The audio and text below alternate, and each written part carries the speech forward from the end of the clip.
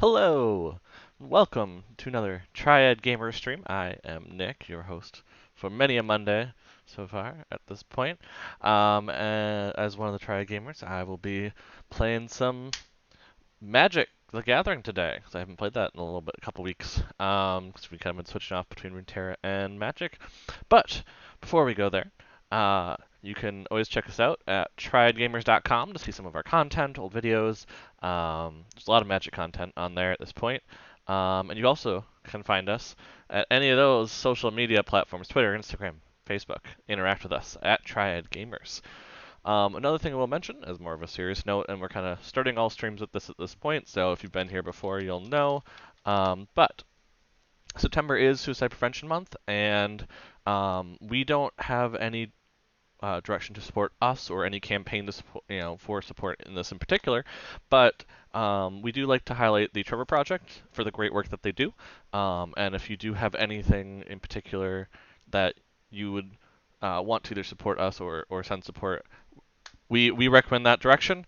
Just as they do very good work for LGBTQ teens and young adults, and I, as a personal benefactor of their Trevor Space and other services, I do recommend them as a very good source. So there'll be information for that in chat, which is usually that way on your screen. I threw it in there. Feel free to check them out. If you have any questions about them, I do have some knowledge, but their website should kind of illuminate a lot on that. But in that note, though, we'll jump now. My thought process for today was why not play some Core Set 2021 draft, because I am actually getting pretty close to getting most of the rares in the set. I've been playing a lot of Arena, and I think with rotation and the change there, it's been the way they switched rotation, where you're getting a lot more of the card rewards are for the rotating standard, so the standard 2021. I have been working on it fairly well. But I haven't done a ton of 2021 draft, and I had some gems, so might as well have some fun with it. Feel free, obviously, to mention in chat if you see something. Obviously, it's timed, so there's only so fast I can get to it. So if you see something you're like, yeah, you should really go that route, let me know. So I put the backseat gaming allowed on, just because it's a fun thing. Also, later, if we do jump into queue, I have a few standard 2021 decks. I've kind of grabbed from the internet and adapted to my collection because I don't have all the cards. Obviously, they're the best. They're made with the best cards, and I don't have all of them. So that is also an option for later. And we'll kind of see how it goes, see who shows up, wants to see stuff. We'll go from there. But let's get this kicked off, though. And we'll go from there. I don't know how much will show on Cardboard Live as of right now, but this is something that I have available to put my deck into. If in the near future I get a good enough deck where I feel like people want to see it. Be honest there, but no, they're not evil decks. Most of them are not. I mean, they are efficient decks, they're focused decks, but they're not evil. They're not like my Dimir Brawl. There is a Dimir Mill in Standard 2021, in case you have not played much of it, like Belmont has not. And it's not great, so I wouldn't call it an evil deck, but it is something kind of crazy. Okay, well, let's see. Spore Weaver.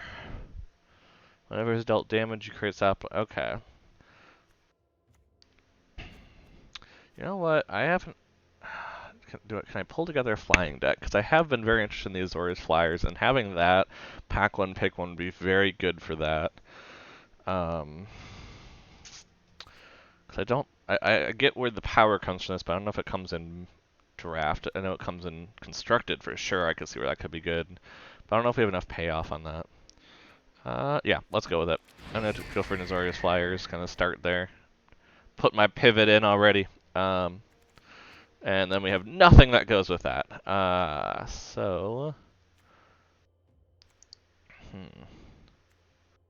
What's just a good card? I mean, this would create a flyer if I get it back, but that's, again, it's kind of hard to do in a draft format. It's very good constructed. I could do a Jeskai flyer. So yeah, let's take this. Scorching Dragonfire is just good. It's good removal. Worst case, we just pivot out of it, but Spark Hunter Masticore. I don't know about that. Huh. This is probably the best pick out of them because it also creates something that has flying, but I don't know.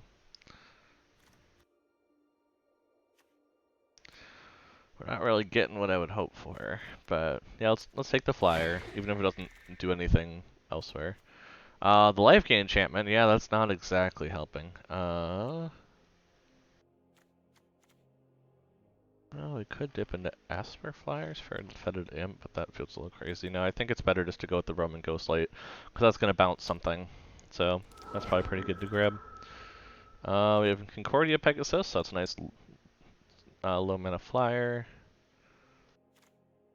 Yeah, let's do it. Oh, Shacklegeist wheeled this long. Yeah, that sounds great for me, because that's pretty cheap. Yeah, let's do it. Yeah, I don't think we're going to be playing Scorching Dragonfire, but we'll put it in the sideboard there just in case. I can always pivot into Jeskai, but I mean, obviously Red doesn't have many flyers, so that's not a huge thing, but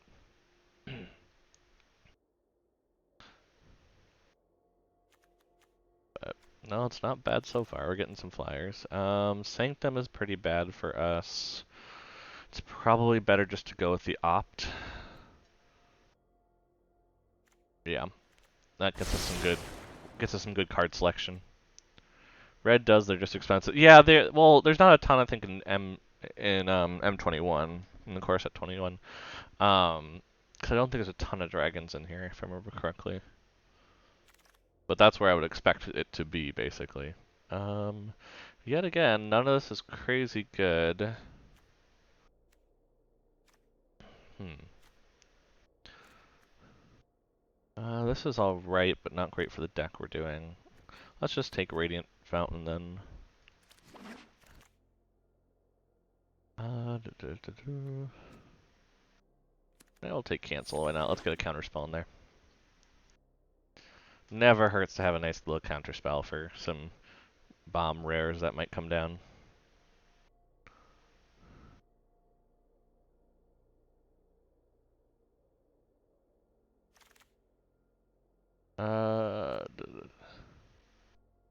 That's not bad, because usually ours are flyers. So we could pump it up a little, we could give a flying creature more damage. Yeah, well, we'll throw it on the sideboard again. I'm not sure if we're putting in red, but I have it just in case.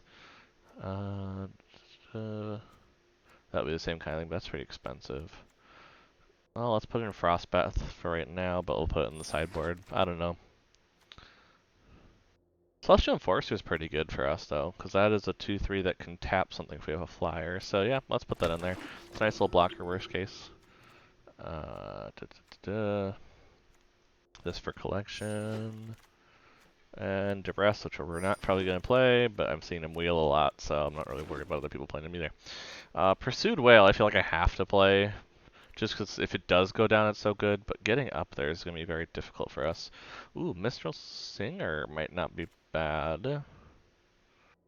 So that's a flyer with prowess, so if we're casting some of our other stuff, that's not too bad. Yeah, let's go with that. Let's go with Mistral Singer. It feels weird because I'm like, Pursued Whale, but I don't think we're going to play it. I want to believe we're going to play it, but I don't think we are.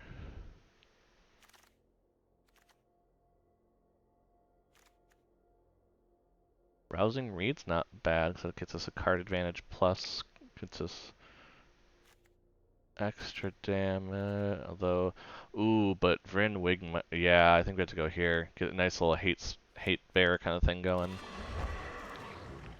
Sounds good to me.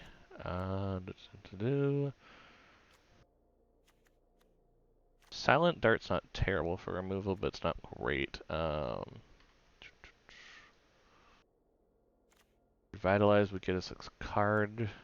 Let us use some mana. Also, that would do a prowess kind of trigger. Now let's put in the unicorn. We have a couple. Let's just go with that because I think it's just a good 3/1's just good for blocking and doing that. Obviously not peer into the abyss. I mean, that's just hard to pull off. I mean,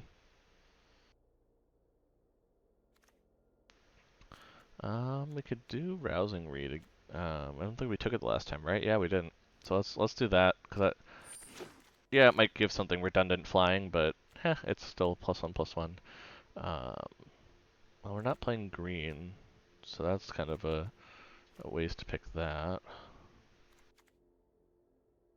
But I think there's nothing else in this pack, so we're just gonna take the rarity.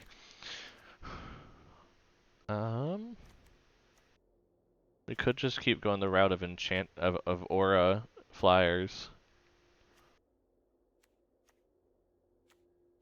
Yeah, let's do it. Cause yeah, what's our curve looking like? Yeah, it's a little heavy in the threes, but it's to be expected. Defiant Strength isn't too bad. Okay, well, how are we doing on creatures? Yeah, we're doing pretty good. We'll take Celestial Enforcer. Yeah, I was like, I probably will see more Defiant Strikes. Oh wait, Sky Scanner. Sky Scanner. Oh, I almost missed that. That could have been bad. Definitely Sky Scanner. Oh. Flying and get a card. Oh, cantrip for the win. Rambunctious Mutt isn't too good for us. We'll take Rookie Mistake. I don't think we're playing it, but it'd be interesting. This is on color, so we'll take it, but I don't believe we're gonna play it. Silent Dart, we'll grab.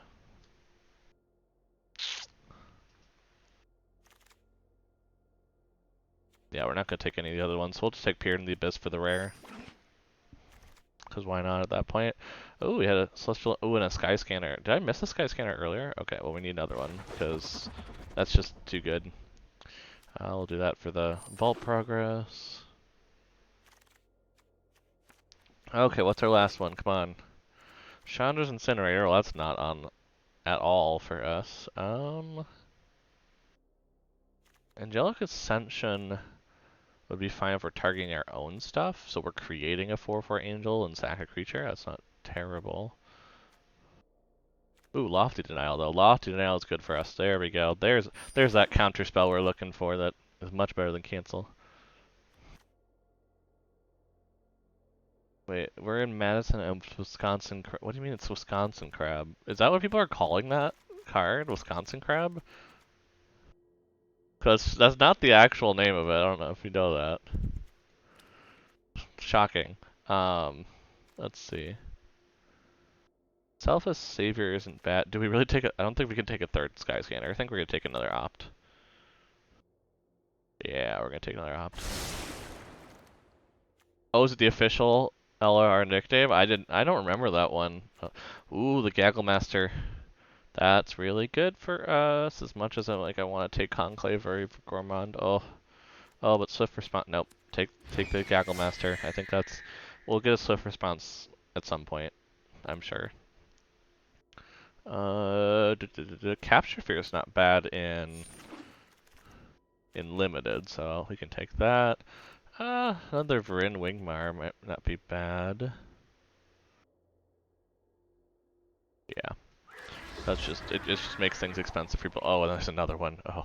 I don't know if can we take a third one? I don't think we can take a third one. I think Sky Scanner's better if we're gonna go for 3 of them. Gale Swooper. It's not bad.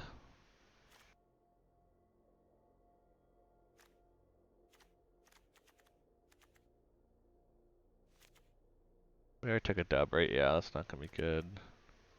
What's our curve like? We need more low, I think. Nope, we'll do aggro. 4 Sky Scanners. 4 of them. It's so good. Oh, Lofty Denial. Yep, we'll definitely take another one of those. Actually, probably the cancel's gonna go away then if we have 2 Lofty Denials already in there. Well, this is just a 1-mana draw card, so yep, throw that in. I feel weird playing Secure the Scene just because it's so expensive, but at the same time, I probably need some removal. So we'll put some more removal in.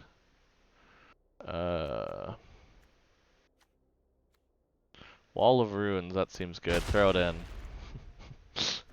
Ooh, Tranquil Cove. What timing on that one? Don't think we're playing it, but it's on color. Of course I'll take a Dreadmaw, because why not? We'll see if I need that. Probably not. Okay. So, yeah, I think we're getting rid of the cancel, for sure. Just definitely... Oh, what was there? Did you see the Tranquil earlier? You said things wheeled back. Yeah, I might have missed that at the beginning. We're going to ignore that fact. Yeah, my 3 slot is heavy, but it seems good. Well, especially because a lot of them, if we can, well, I mean, we're not going to rely on one card of 40 coming out, but if we can get that out, that'll be good. Let's get rid of Rookie Mistake, because I don't think we're playing that much.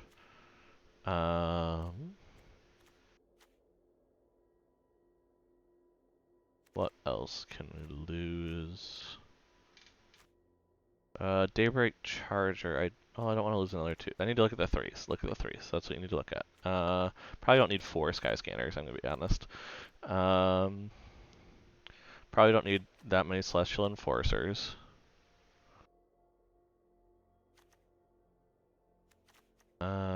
We don't have a lot of things that actually trigger prowess, I don't think. Do we? Yeah. How many spells do we have?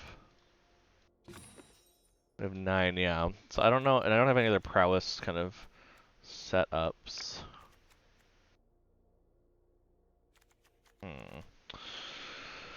Whew.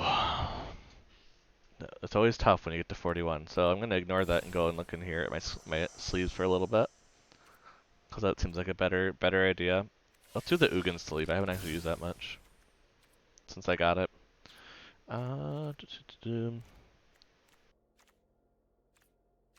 Yeah, so actually with this, I probably should cut a spell.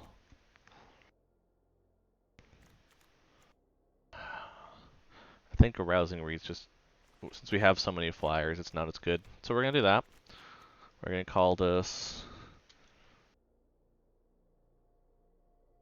Fly Away, I don't know. Just so there's tons of songs in people's heads. And then we'll hit done and we'll start playing this and see what happens.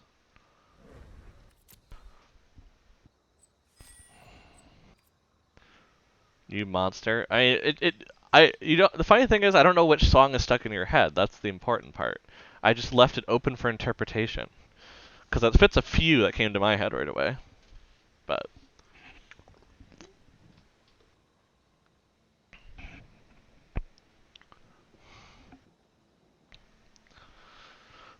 but yeah. We'll try this one out. I don't think this is gonna go that great, but who knows? I mean, I've seen it really depends on 1, your matchups, and 2, your draws. I mean which I mean, to be fair, it usually does. Uh that's kind of the point. Oh gosh. Let's see. I'm definitely the Lenny Kravitz one is the one that came first in my head. I'll give you that. But yeah, with this deck, if we can get to 3, that's the big thing, because you want to get to 3 to kind of make it worth the amount of gems you spent. Well, we don't have a blue mana to cast these, so I think I have to mulligan. Okay, we have some blue mana. We can get Watcher out right away, make these cheaper. I like it. We're gonna get rid of the Daybreak Charger though. I don't think that's gonna be as good. That's in the 2-drop slot, and that's already taken. So let's get Tranquil Cove out. Show their opponent that we mean business, even though they are definitely higher ranked than us here, and it's silver. Fetid Imp. No, they have a flyer too. That's not okay. That is not okay. So I think we're gonna go ahead and throw out Watcher still, just because that allows us to play 2 different flyers next turn, and I think that's what we need to do. Makeshift Battalion. What are they playing? Just white black stuff.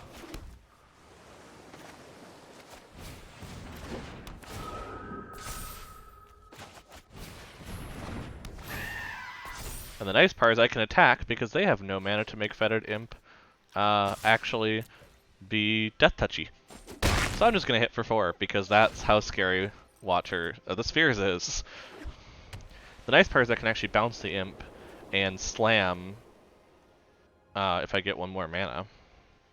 I also can just start tapping it with Celestial Enforcer.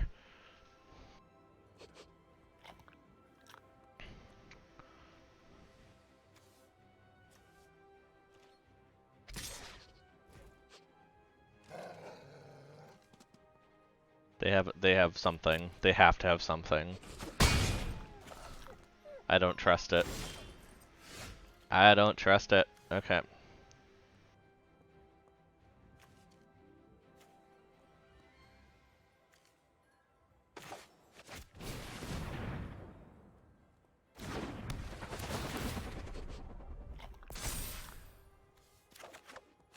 Ooh, there's a blue mana.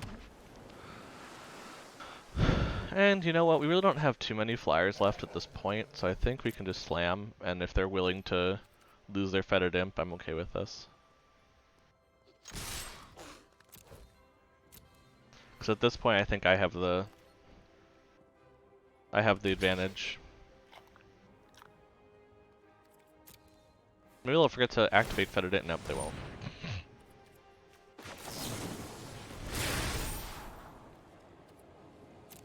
Yeah, we'll keep Lofty Denial, because that'll be pretty good. But yeah, obviously they're going to trade that, which totally fair. It's kind of already served its purpose, honestly. I only have one flyer left, and they have another one because of it. Now the thing is, they're actually getting screwed on mana, so they're actually not being able to activate the Death Touch, which is really good for me.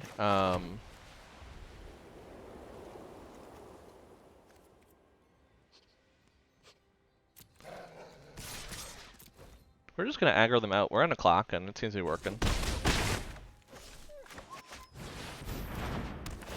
We're going to make their battalion go back, because next turn they are almost dead. Yeah, they already figured that out. Awesome. Win 1. Got it. That's the important part, because look at that. We're already tier 1. Because I'm getting to silver and then probably not progressing. Let's be honest here. Let's be perfectly honest with my potential. Ooh, what did we get? Clockwork Servant. Okay, well. Let's just go. As for those that don't know, I do actually keep track of my uncommons, rares, and mythic rares, because I follow a practice of usually rare drafting. Now, funny enough, I didn't do that this one for entertainment value, because rare drafting generally does not have much entertainment value. But what you do is you keep your packs, and then later on, it actually means you open them later when you know that you'll hit the full rare set. So that's why I kind of keep track of it. So you still keep track of the uncommons, even if you're probably not going to specifically what am I trying to say? You're not going to specifically care about opening with that, but because the rares are the ones that don't duplicate. So, but I still keep track just so I know also how much. So if there's one that I'm not doing as well in, I can make sure to get packs on that. And we'll go from there. So let's jump back into it and keep going, because why not? Oh yeah, I forgot Terror of the Peaks is in. That's in red from the flyer, but that we're definitely not we're not a Terror of the Peaks deck by any stretch of the imagination. We'll keep this. I mean, we have an opt, so we can do that at the end of their turn, and that should help us kind of smooth out our draws a bit. Oh, they have a Anointed Chorister. I don't like that, because that probably means their life gain. Capture Sphere is not bad. Yeah, let's take it. That's going to be some good removal here in a little bit. Ooh, and Skyscanner. See? There we go. Never punished. We're going to go ahead and play that. We might just play Defiant Strike just to draw the card.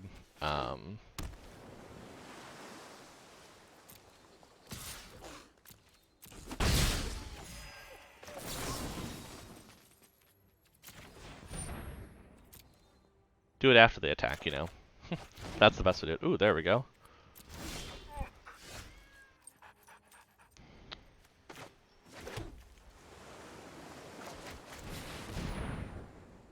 Let's play Skyscanner. I was curious, because I'm actually pulling out a counter there for Skyscanner, which feels really good. Although, it would have been funny it would have been something else. We're going to go ahead and gain some life, because why not?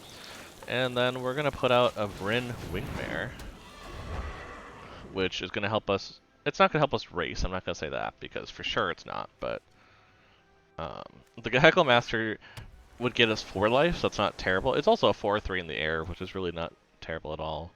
The thing is, though, we do kind of make it where our capture sphere is more, so that is the unfortunate side of that, but...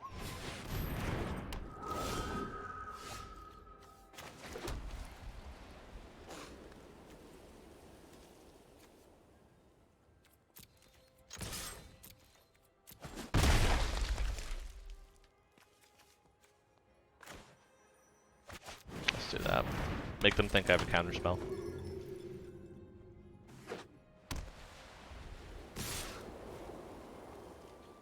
Because they can pump this. Now, if they pump that, that's the only thing they're doing all turn. So we're going to say no blocks. They're probably still going to pump it anyway. I'm just curious what's in their hand, because they're not doing anything really there. So let's throw out Watcher and throw out Gagglemaster, which means we gain 6 life. Also, I'm going to attack here because, honestly, what's the point of keeping it back? The nice part is that we do have a way to trade. So what I think I'm going to do, I want them to stop gaining life. So I can just start tapping the anima. Yep. I'm fine with that trade, because that thing has been... Do we have enough for a capture sphere? We don't have enough for a capture sphere to do that, but we do have the... Yeah, let's do this. That also gets, you know... Also means we can fully attack out, and we can trade the charger. And we got them below their starting life total. That's what matters in this game. Points of damage. So I'm curious what they have, because they haven't pacified anything. They haven't really played many spells. Okay, they're gonna meteorite the charger. What are they playing? This feels very bizarre, I don't know.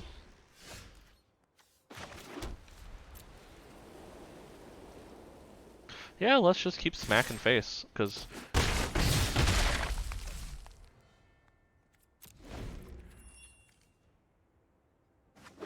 I'm gonna kind of see what they play, you know. Because right now I'm definitely winning the race.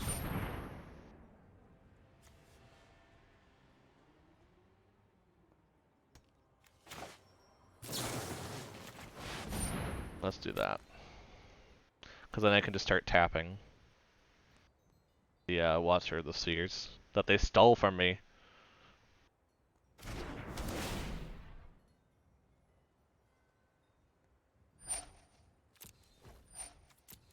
Yeah, they're apparently taking my Watcher, but like I said, I can just kind of...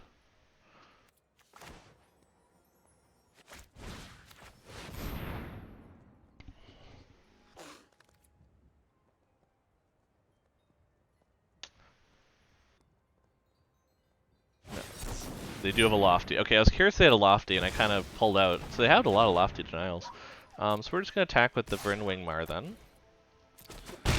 And we're just going to tap the Watcher of the Spheres when we get to that point. Because we have a flyer, so don't pass to combat, tap that. And then it's my turn. This is going to seem very monotone here for a little bit, the way we're going. Because I'm just going to constantly keep tapping the Watcher of the Sphere right before combat. Unless I get something else, but right now, if that's their only threat... Yeah. Ooh, draw 3 cards. Fair enough. I mean, they're also playing Azorius, and there's really not enchantment removal in that, so I'm feeling pretty good about my chances here. Okay, I got a 5-turn clock. I just have to hope they didn't draw anything. They have something in hand, that I can say.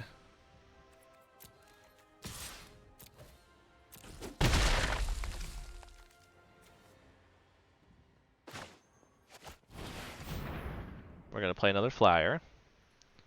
If they Lofty Denial us, Oh no, they just have a cancel. Do they just draft counter spells? I mean, I definitely thought about it, but I didn't actually do it. That would be mean. They have their own Watcher of the Spheres. Okay, great, great, okay. That's not good. Oh, they stole mine though. I want mine back. Maybe we'll get the Roman Ghostlight. Oh my gosh, they have 2 Read the Tides. They drafted a very gutsy deck, I'm not gonna lie. Oh, they had the gag. Oh, because they had, yeah. Okay, we're probably dead in this. They just, I mean. Oh, now we draw the Lofty Denial. Yeah, I think we're dead in this because they're just gonna attack back. We could tap that.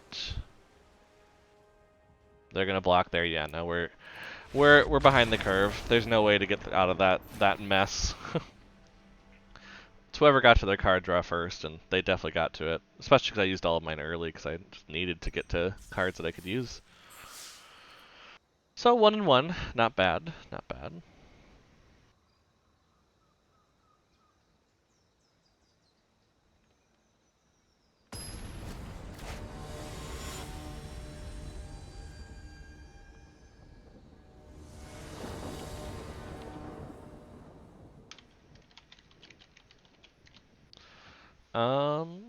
That's not bad. I mean, our Lofty now is going to get more and more expensive, but we do have it early, which is nice. So we'll keep it. I mean, we have a lot of 3-drops, but I think we can kind of... Yeah, we can kind of make it expensive for them, which is the important part. Archfiend Vessel, oh no. I don't like hearing that.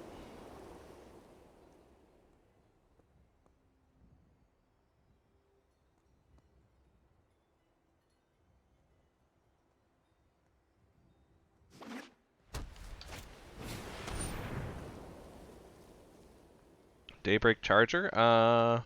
No, that's okay. Let's not give you 3 lifelink damage right away. And then let's put out a Sky Scanner, which will be a great blocker. Now, the only thing I'm afraid of is that they have some way to recur it, but... Oh, we are drawing land like mad. Oh no. That's probably not good for us in the slightest. Okay, let's see. Like, what recursion is there in Azorius in M21? Because I know there's a lot that has come out around that, but nothing... I don't think there's anything in 21, so maybe this is just a 1-drop they had. I mean, if they bring it back as a demon, I don't think there's much I can do. So the hope is just that this will tax them enough where it won't be a problem. I feel like they have something, though, because they're full controlling it or something. There's some reason they haven't passed priority yet.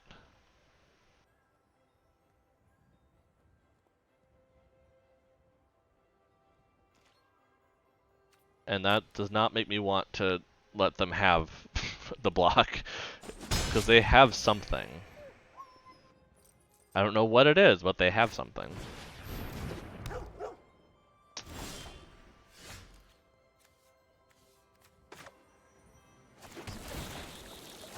And we're gonna gain some life. Okay, they have something for 1 black mana. What's 1 black mana? Village Rites? Is that? Yeah, that was an M21. Okay, so they have Village Rites, which means they could sack something, which actually I'm okay trading with then, if that's the... They also could have that +1/+1 in either lifelink or death touch, which would really mess with me. So we'll get in for the 1, because if they have that, the Archfiend would still die. So... And I don't have enough personally to cast this. Because unfortunately, Wingmare kind of hits you as well. Ah, yes, Village Rites, yep. But yeah, it's 1 black mana for it, so they could have that, It also could be, what is it, an Alchemist's Gift, I think? Alchemist's Gift. Yeah, they could have that as well, as far as I know. Which means I'd want to block the vessel here, knowing that they could have that.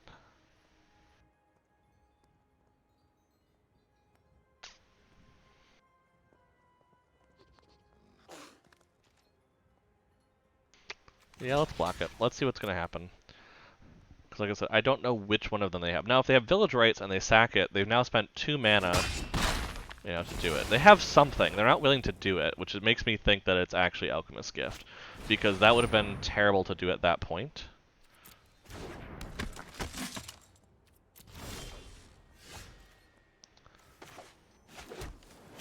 Let's get out Watcher of the Spheres. Followed by Winged Worm. And yeah, we'll keep attacking. We're Azorius aggro. Might as well. The alliteration can't be wrong.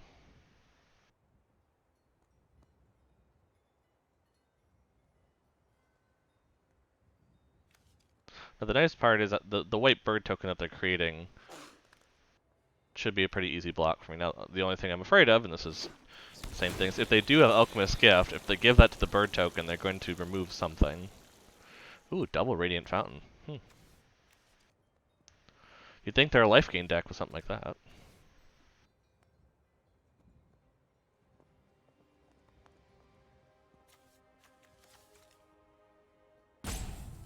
Yeah, they're thinking about it. There's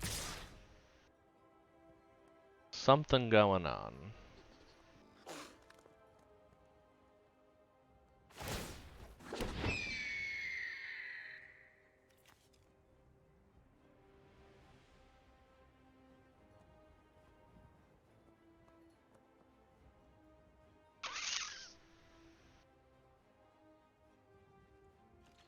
Well, let's test it. Do they have Alchemist's Gift? Let's test this fact. Are they willing to spend 2 mana on it just to kill the Watcher of the Spheres? Yep. Cool, I'm okay with this. Because Watcher's not going to get me too much anymore. I have so much mana, it's not as much of an issue.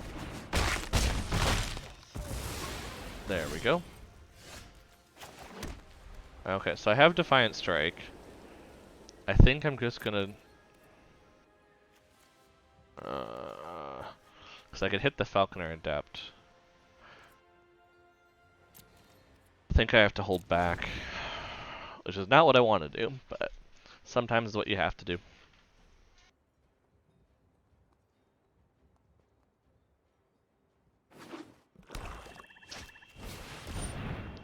Oh, that's not what I wanted to see. It's an ability for them to make more creatures if I kill their creatures right now.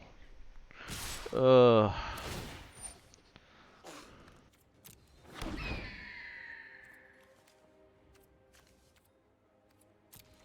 Let's block here. And then cast this. And trade it. Not do the Opti yet because now cheaper.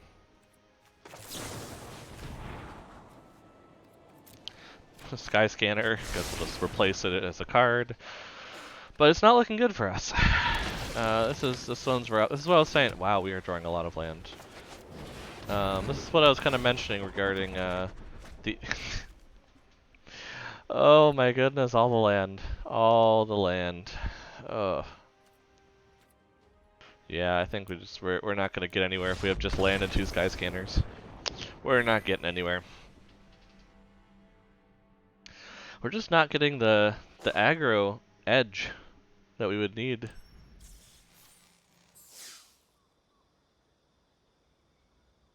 So. Ugh. Okay, well, this one might be a quick draft. I meant for it to be a premier draft, but might be a quick draft instead. The way we're going.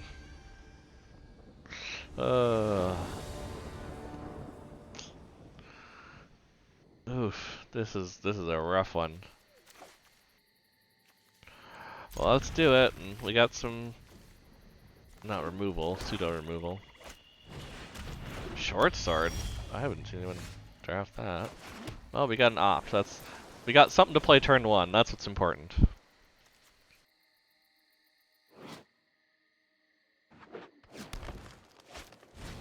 Fetid imp, fair enough. Well, on that note, I'm gonna need the lands. We'll do it.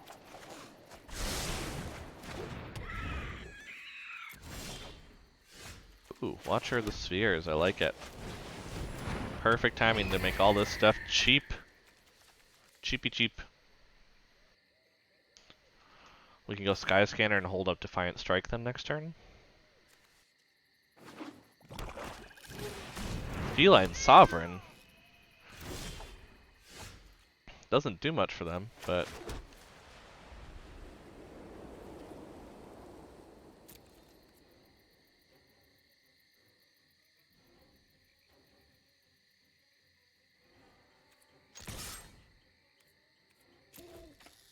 Oh, I did that wrong, didn't I? Totally did. Well, they don't have enough mana for Fetid, so that's why I did that.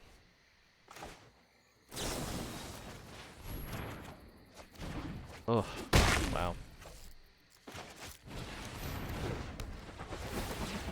I should have done that earlier. Oops. Oopsie oops.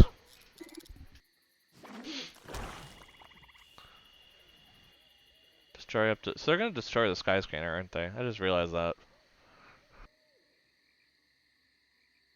Are they playing Cat Tribal? Like, what? I would never see a reason to put Feline Sovereign in a deck unless you're playing with cats. Like, it's so bizarre to me. I mean, if I'm gonna take 3 damage and lose this anyway, I might as well block it.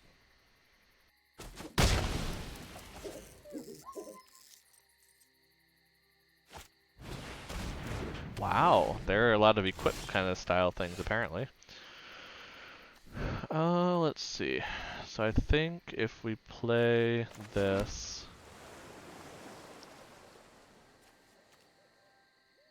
I think we're just gonna next turn out because we want to hold up Capture Sphere to hit Feline Sovereign to turn off their Destruction of Enchantment. So we're gonna say no attacks. We're gonna end. I'm okay trading here. I'm not happy, but I will if I have to. So.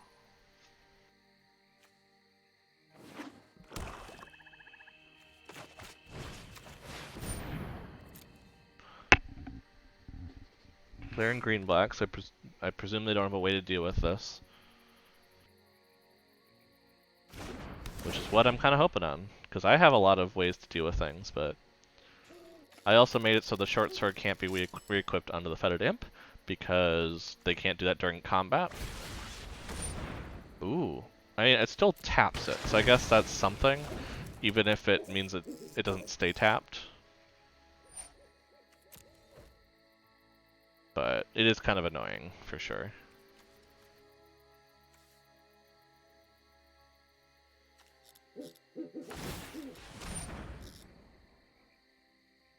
Hey, I thought this was a pass to combat, so why didn't that? That's so weird.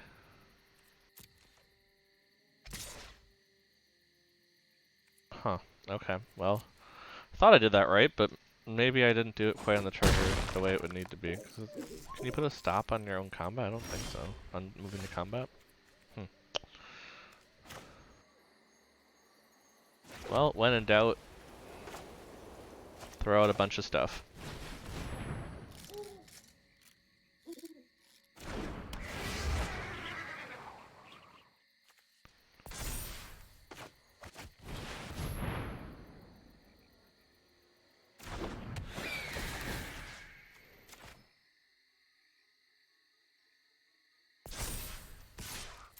And hit him for 4. Good game. Why are they good gaming me? Unless the oops was that they just realized that...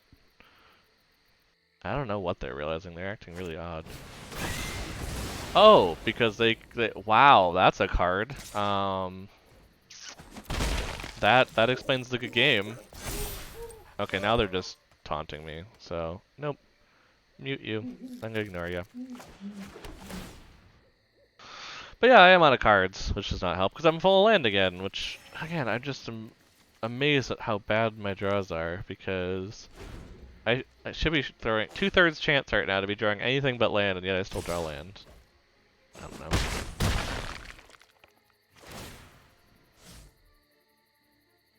But yeah, wow. Maybe Azorius Flyers is, maybe I just didn't get the right. Wow. Okay. Nope. Glad this is on camera. Like, jeez.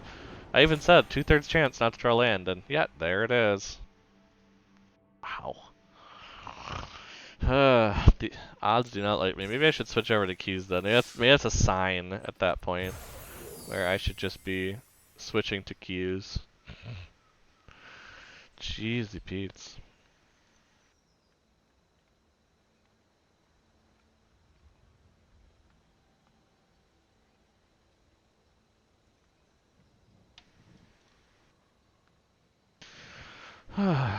Well, on that note, let's go ahead and switch. So I have a few decks. I haven't tried some of these, so we're going to go with it. Let's start with the Boros Cycling, because Boros Cycling just seems like a nice, simple, direct one to play. Let's just start there.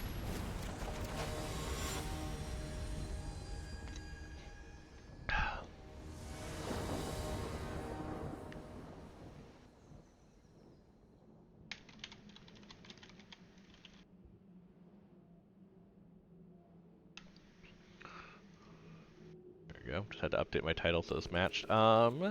This is suboptimal, so we're gonna mulligan. As much even having that. That's even worse. 5. This is technically better, so we're gonna get rid of the healer. We're gonna get rid of. Doesn't really matter which cycling we get rid of, so we'll get rid of that one.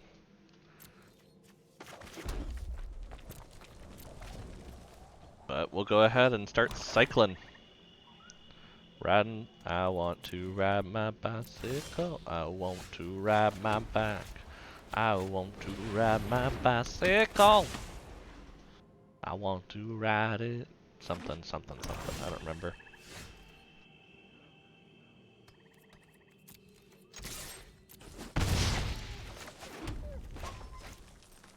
We'll throw out the Valiant Rescuer. And then we'll put on an end step for cycling. Because you always cycle on their end step. Or in reaction to them trying to kill one of your stuff. There's no reason to do it on your own turn, because you can't attack with it anyway.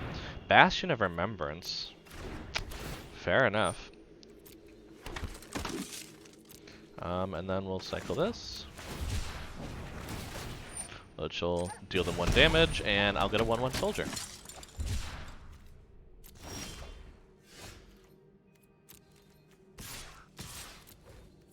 We'll go for 3 damage.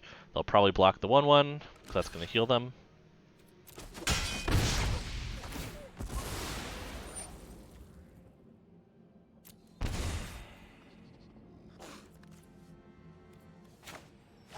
And we're just going to start cycling, I think. There's no reason to put out a second Dragon Stinger. Especially when they don't have much going on the board.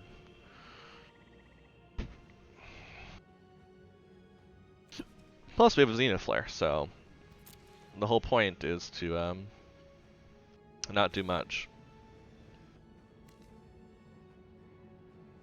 Which I'm curious what they're doing, because they have 4 black mana. And they've only played Bastion of Remembrance so far, right? I'm not losing it? Yeah, 4 Bastion or 1 Bastion of Remembrance and 4 Swamps. Oh, there's Vito. There he is. Fair enough. Anything else? No? Okay, well let's start cycling. Cycle, cycle, cycle, cycle, cycle, cycle. Oop, and there's another cycle card, so we'll cycle this one. Cycle, cycle, cycle. Oh, and we'll cycle this one too. Oh, we got another cycling. Perfect. My turn. Put out that. I think we're just gonna keep cycling because we're getting really close to a good Zenith Flare. We don't really need the Luris at this point because we haven't really lost much. We've only put the Stinger down there. We really can't attack is the only problem, so we're just gonna sit back and... No attacks. We're gonna end the turn, because we don't want them to lose something that might be a problem. Because I haven't played much, so that's the thing that kind of allows me to have a little more option here. Which I haven't actually put this deck list in. I should put this deck list into Cardboard Live when I'm done with this, so people know. Discarding a card. Well, they can't activate that yet, so I'm kind of okay with this.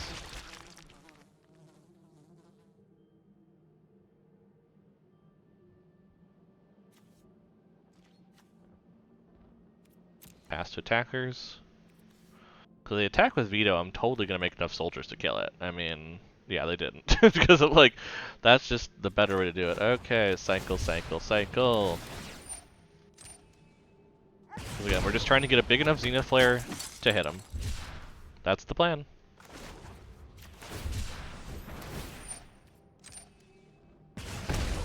Now, this is only the first time each turn, so that's the only problem with that.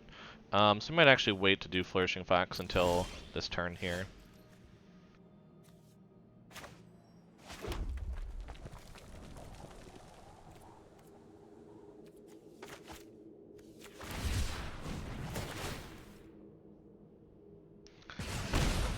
Okay, we're up to 7 now. I think we're just gonna... yeah, let's throw this into our hand. We're gonna go next to combat. We're not gonna attack, and we're just gonna leave it, because we are now at the point where probably our next turn we're gonna have enough to Zenith Flare. That's fine. I'm fine with this. It just gets it for the turn, so it's gonna go away.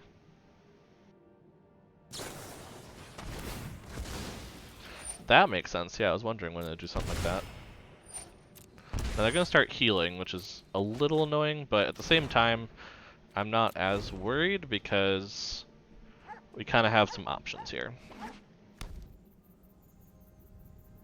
Worst case, we could bring back the other Dran Stinger if we wanted.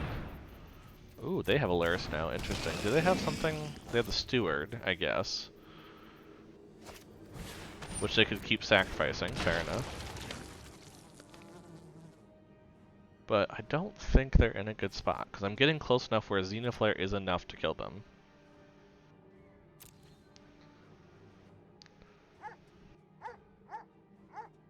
I'm surviving well enough where I'm not too worried. Yeah, I think any attack for them is really bad here, so I don't think they're going to. And we're going to cycle. Hit him for 1. Make a soldier. Get another Valiant Rescuer. My turn. Okay, so we're going to throw out another land. I think we're going to throw out our own Luris. To play another Dran Stinger.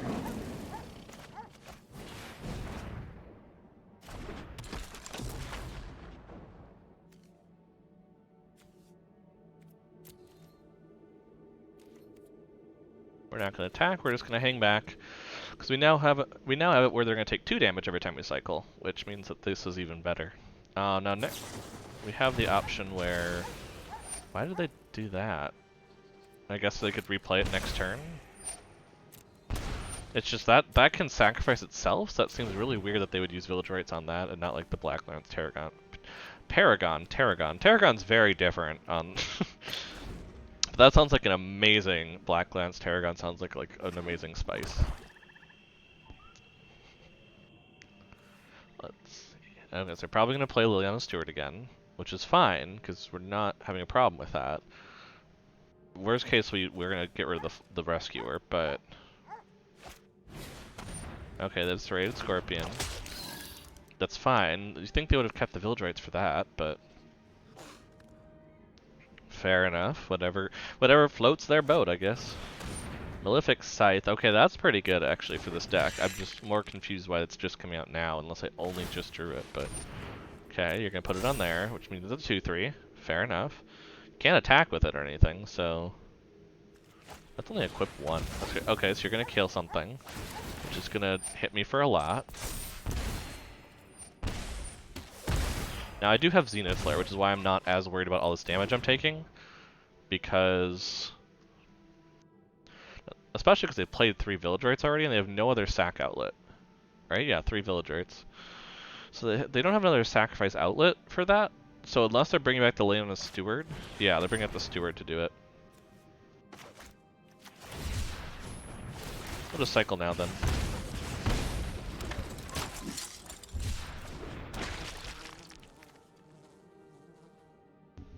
I have a land to get rid of, worst case. But like I said, we're getting very, very close to having them where a Zenith Flare will kill them. Actually, we need...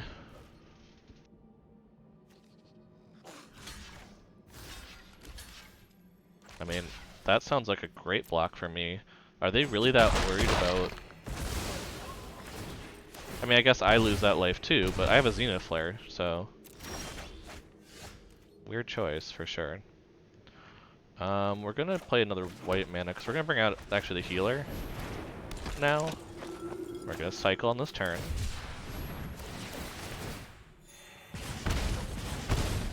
Now, we don't have enough, I just realized we don't have enough to play Zenith Flare, do we? Oh, well that might have been bad, because we didn't actually get another cycle. So we have to hope they don't kill us this coming turn. Now, I don't think they can. We're gonna find out, aren't we? I don't think they can kill us this turn, but... The little creatures can have all life. Yeah, no, this I think this is... I'm dead. I didn't leave enough for Zenith Flare, because I should have not cycled the Rescuer. Because I could have gained that life then. Oh, well maybe they won't notice that they have lethal. Maybe I'll get lucky. Maybe oh my gosh, Demonic Embrace. Nope, they're just gonna go for full lethal. Because I have no way to block that, do I? Nope. Okay, you're just taking forever, so nope. So that's the one pet peeve I have. One pet peeve. If you're gonna beat me, which I'm fine with you beating me, that's not the problem. The problem I have is when it takes you longer to beat me than it did the last 5 turns. Just take your turn. People. Some people's children, you know. Well, let's try it again. Because that did well. That was more just me messing up at the end. The deck was piloted fine. I might want to take out a land or two, though. Just, I am getting a lot of land. I think I left it with 18, because that's what the deck guide had. But at the same time, I heard people playing with just 14. I might go kind of a middle ground of 16. If I draw a lot of land again this time, I might do that. Just, you know, it'd be better to put in a couple more cycling cards instead. Double Zenith Flare feels really good, and especially because I have Valiant Rescuer and 2 1 cycling cards. So, let's go with it.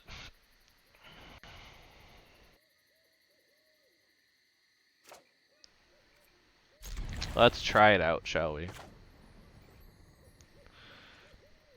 Ooh, they mulliganed. Nice. I am very okay with that. Ooh, another cycling card. We like it. We like.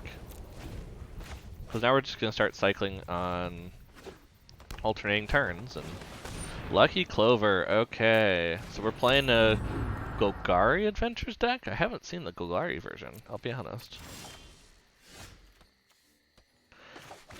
The only thing I'm worried about is they could possibly kill this. And that's going to kind of hurt us a bit in terms of board presence. I mean, obviously we can still cycle, we can still get the Zenith Flares prepped up, but the nice part is that if they try to kill it with, let's do this.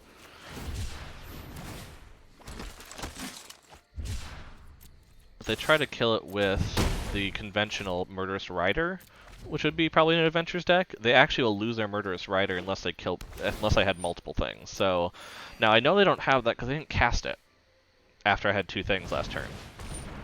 So I know they don't have whatever they're thinking. Okay, so that's Smitten Swordmaster played just to have it out. Fair enough. And then let's cycle that. And my turn.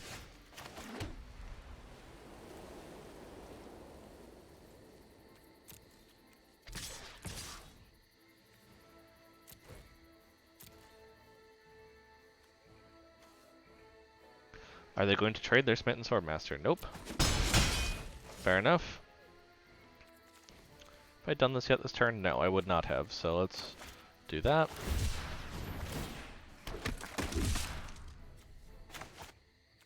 Oh, let's get out Flourishing Fox, why not?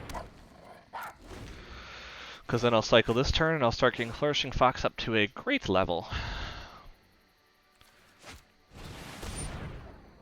Ooh.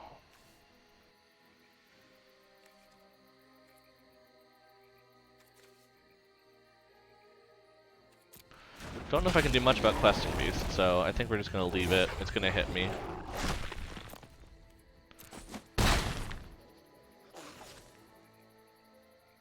But we're going to set up for a way to kill Questing Beast.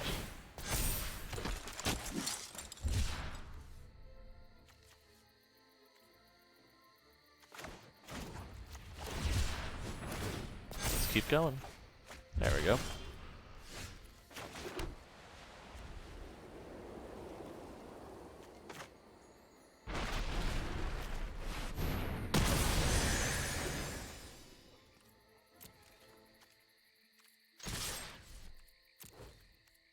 Let's try this out.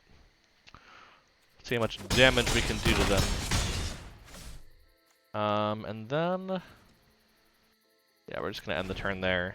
Make them think that they can attack me with Smitten. Make them forget that I have something. I'm obviously not going to put another Fox out unless I have to.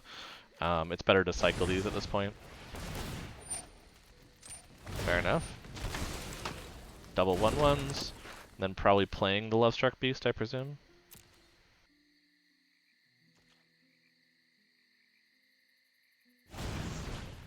No, instead you're gonna lose 2 life, which is actually pretty dangerous right now.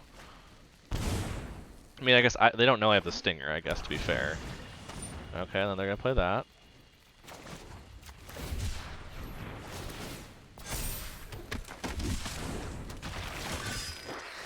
And we're gonna put out a Stinger then.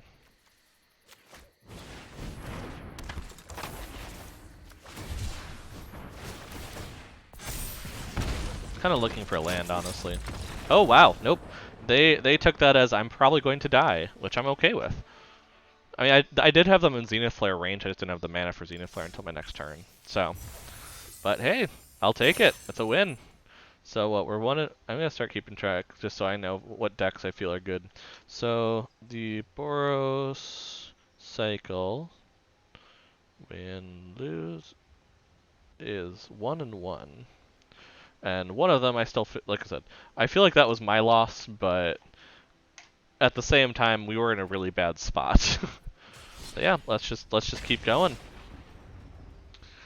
The cycling deck, because the nice part of the cycling deck, even though it's always been considered kind of an all right deck in standard, it sometimes had some trouble with some of the decks that were ramping, but with a lot of that crazy ramp, except for Uro, obviously, and Ugin, but a lot of the crazy ramp portions going away, especially with Growth Spiral still banned, or no, Growth Spiral is rotating, never mind, it's still banned, but that's definitely something that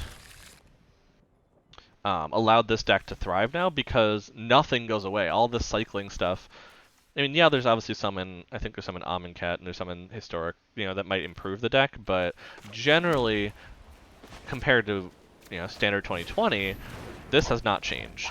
These cycling cards are the same. Luris was in Ikoria with the rest of these. Nothing's really shifted. So now they're playing Is It Spells, which probably includes flyers. So I think we're just gonna throw out a healer, and then we're gonna start going nuts a little bit, hopefully. That's the plan. Well, they got an opt, okay. Wow, they played the Swiftwater Cliff still first, even though they had an opt. That's interesting. I also have the good doggo skin. I love it. We're not getting any land, so I think we need to cycle for land. Which we'll do right now because we get the Flourishing Fox to be bigger.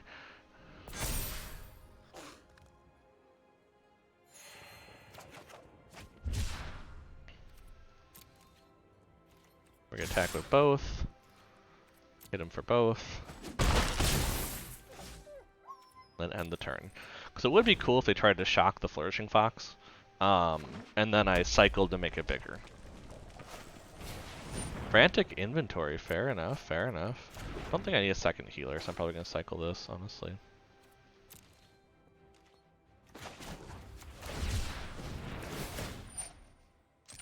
Do they have a shock? No, okay, they don't. I'm like, I just realized I left it open for the possibility, so. Ooh, there we go, another land, I like it. Let's hit him for a bunch.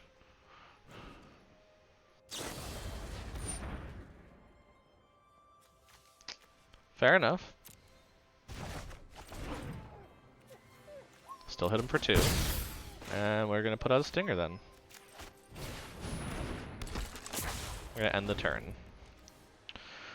If I had Valiant Rescuer out there, it makes sense to cycle during my turn, but... Okay.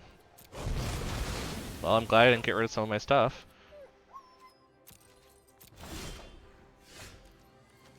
We're going to throw out a Flourishing Fox then. And a Dragon Stinger.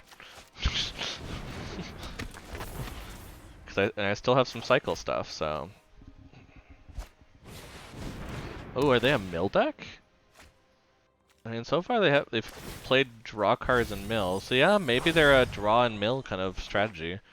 And in that case, it's actually really good for me as long as they don't mill all my Zenith Flares. So it's an interesting choice.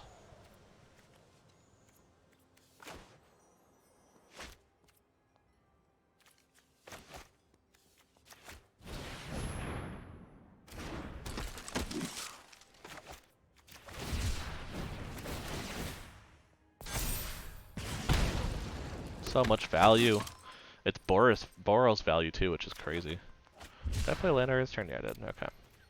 Do you have another stern dismissal? How did I guess? Oh, I'm so psychic. We're just gonna end the turn and we're gonna cycle the Footfall Crater next turn. At the end of their turn.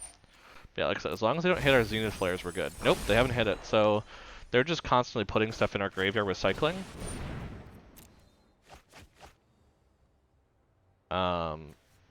So, like I said, as long as we get a Zenith Flare, it doesn't matter. So it's actually an interesting matchup here with the mill deck. I presume you're choosing me for each one, so this shouldn't take too long. Okay, cool. Land, cycle land, cycle. Ooh, they haven't hit a Zenith Flare yet. We still have all 4 of them, I think, right? Yeah. Cool. Oh, Tormod's Crypt. I really don't like Tormod's Crypt. Oh no, I'm gonna have to aggro them out now.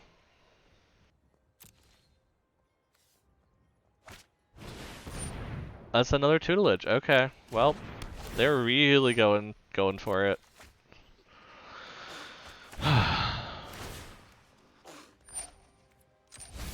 Okay, no Zenith. The problem is that they can sacrifice Tormod's Crypt in response to my Zenith, so it kind of turns it off. But we are going to put this in there, even if it means that it might turn off, just because at this point I'm going to have 7 damage to their face, and that's pretty good at this point. I might actually be able to kill them next turn.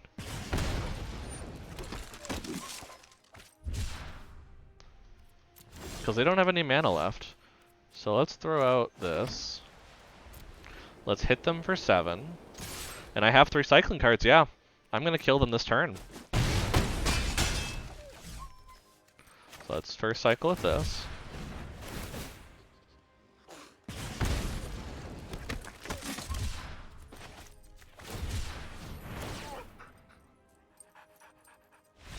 Yup. Woo! Oh, that Tormod's Crypt though in the mill deck, I might actually consider that, putting that in the Dimir mill. I didn't, but it completely threatens the cycling deck, and that is worrisome from my side. Turn into a pumpkin. I forgot this card existed, I'll be honest. I don't think I mean, maybe I'll see people playing if they play like Simic, you know, with they need a bounce, but I guess it's a draw card, so that's something. I don't know, it's just odd. It's an odd card. But turn into a pumpkin. Oh, and I already had 4 of it. So, Vault Progress it is. The mill deck is not evil. You just saw it actually. It doesn't actually perform all that well. Although that one was what? That was mono blue mill, which I haven't. I think you need the black removal, or you know, there is the black rogue that will mill when it comes in. So I think that you do need that black utility to do it, but because also then you can play Lockmere Serpent, which is just fun. You also can play Drown in the Lock, which is a much better counter when you're playing Mill, because you're probably going to have stuff in their graveyard. Like, that's the point. Although Tormod's Crypt kind of turns that off, so I don't actually know if I would want to play Tormod's Crypt if I'm playing Drown in the Lock. There's that clash of synergy. Well, we have a cycling benefit. I mean, we don't really have a way to kill them, but we have a cycling benefit to keep us alive, so that's something.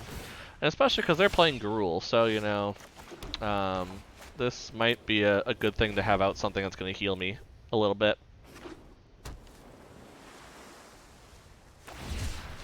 Ooh, they're cycling. Fun, I like it. I mean, I know what they're cycling. They're having trouble with land, I think, is their problem, but we'll get out a healer.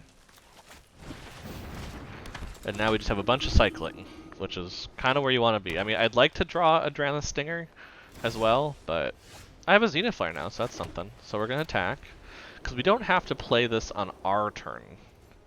We don't have to cycle on our turn right now, because we don't have the Valiant, what is the name? Valiant, well, I can't think of it, Valiant Rescuer, which is only the first time each turn. So, oh wow, they are ramping. They are ramping. That's 2 migration paths so far. Which makes me wonder, is this a ramp to Ugin? Like, is it? Wait, they're 5-color. Is this the 5-color shrine deck? I've heard rumors about it actually being played, but I didn't think anyone was actually doing it. Oh my goodness. Okay. Cycle. Cycle.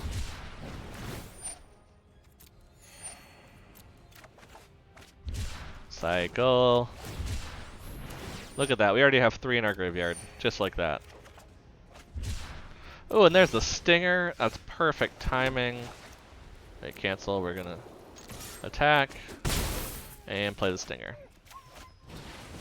And then we have double cycle for double damage. 2 damage next turn and 2 healing on our side.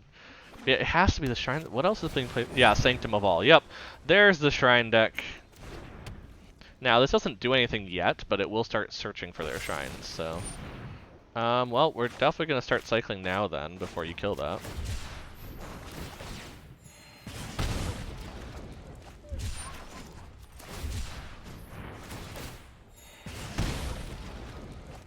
Ooh, another land, nice.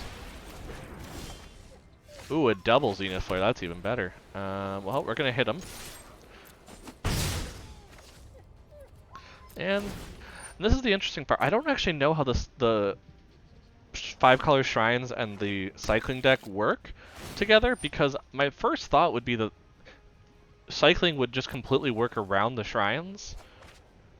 But at the same time, I can't think of a reason why they would interact in the slightest. Yep, so they're getting a lot of mana, but I don't know if that's exactly doing anything for them. Well, let's wait, cancel. Cycle these first, because there might be a reason why we want to cycle that first and keep that. We might still cycle it, but I'd rather cycle other things first.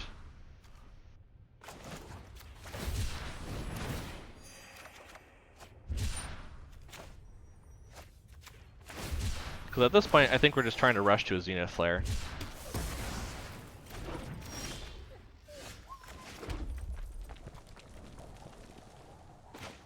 And we have it this turn, yeah.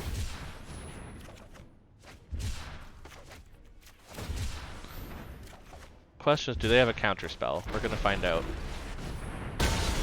Nope! 42 life at the end. I'm basically playing Commander. That was very loud though for that Zenith flare. Was not expecting the loudness of that, but so Boros Cycling pretty strong so far. I'm noticing. I'm kind of playing at this point till 3 losses. I will be honest. Oh yeah, I was gonna wait. I was gonna put the deck in Cardboard Live. That's right. So y'all could also see it. Oop, that's my packs, not my decks. Which I could open some Eldraine. At that, I didn't start rare drafting until Ikoria.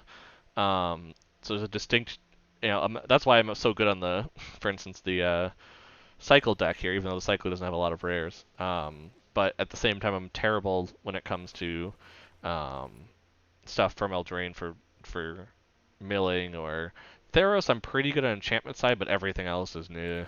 So let's see. So we have, where are you? Yeah, I have some other ones. You're seeing a lot of them here. All these 2021 ones are ones that I had kind of found. So if there is one that you want to see, let me know. But for right now, what was I gonna? Oh, I was gonna. I don't need to show it on here. I just need to export it and put it into here.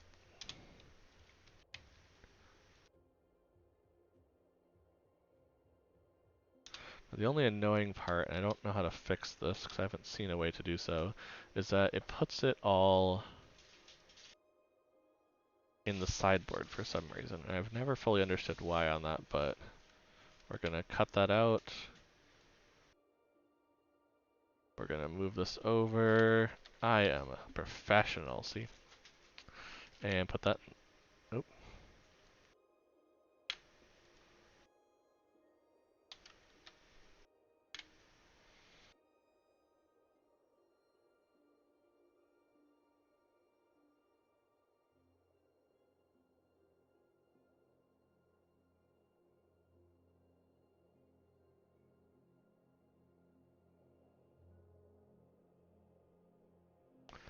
Okay, and then the colors are technically 4-color, but that's really not the case. Okay, and update stream, and so you should start seeing that here on stream now.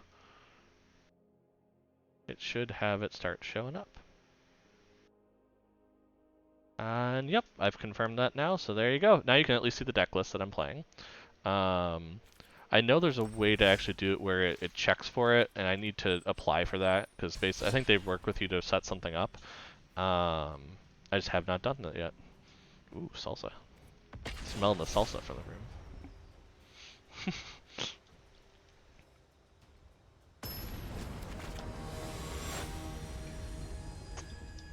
room. Okay.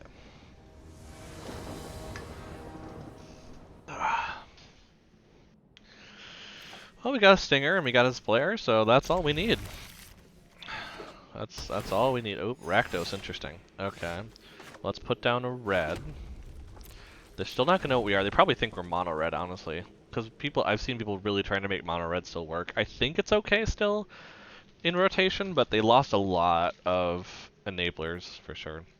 Oh, this is that You're the Rat card. I like it. Cool. Ooh. Yudaro is something that I've thought about putting in the cycling deck. The only problem is with it costing 2 and specifically one of it red, it really kind of makes it tough, but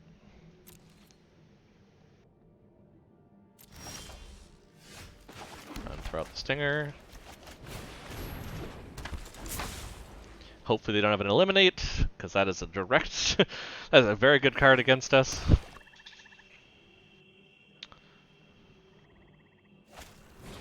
Thrill of possibility, fair enough. So they probably don't have an eliminate then, which is good. We'll throw this out. We're gonna attack.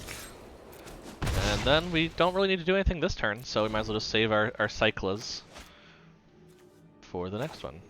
Because these are all cycle. We could cycle a stinger. I'm gonna consider it, depending on what we're getting. Because if we're starting to run low on cycling, I'd rather actually put out a stinger for extra damage attacking, and then make each cycle more worth it than I would for just the one cycle I get out of it.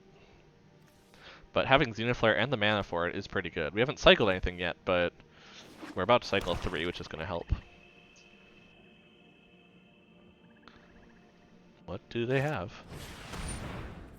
Fair enough, Myra Triton. Well, that actually almost makes me want to put the Stinger down for sure, because Cathartic Reunion, interesting. Lots of card draw. And Demon of Loathing, what is that? Whenever it deals combat damage, that player sacrifices it. That is quite a card. Well, let's start the cycle.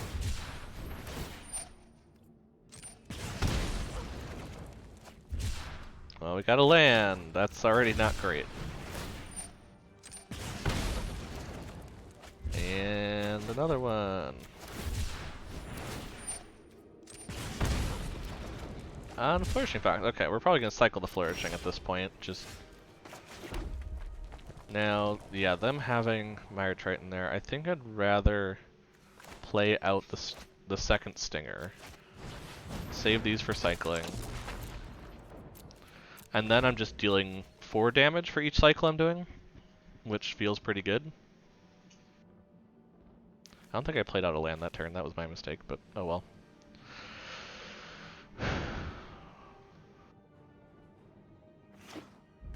So they try to kill one of the Stingers. They start Extinction Event. Well, I'm definitely gonna... I know what you're gonna choose, so I might as well just start.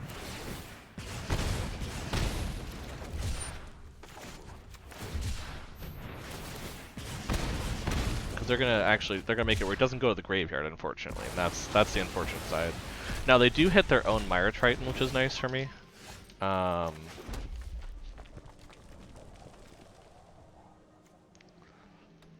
think I'm just gonna throw down a Flourishing Fox and bring in Lurrus, because I have cycled a Drannith Healer down, and I'm gonna cycle another one, so I think that's still pretty good to go that route.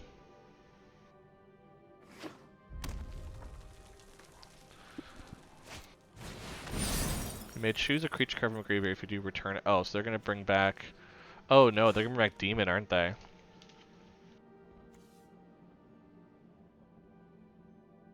Creature card, you return to the bat. Yeah. Oof. I might have to Xenoflare that. So I think, yeah, it's basically meant just to bring back that Demon.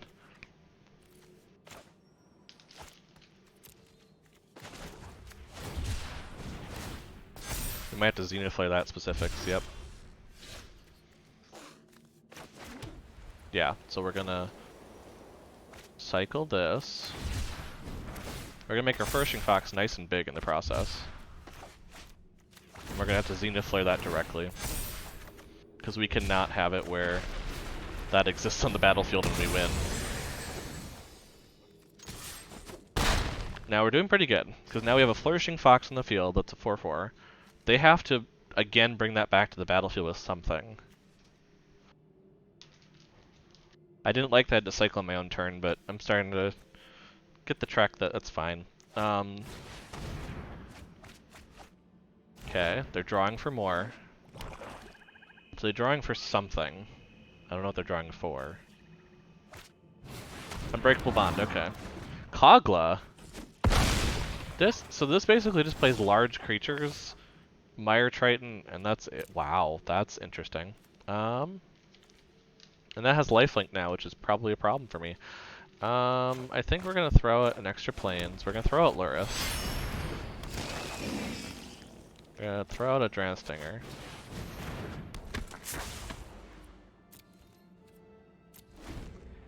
Because Kogla can hit us a couple times. Now the only problem is that being a 7/6 with lifelink. Oh my goodness. Okay.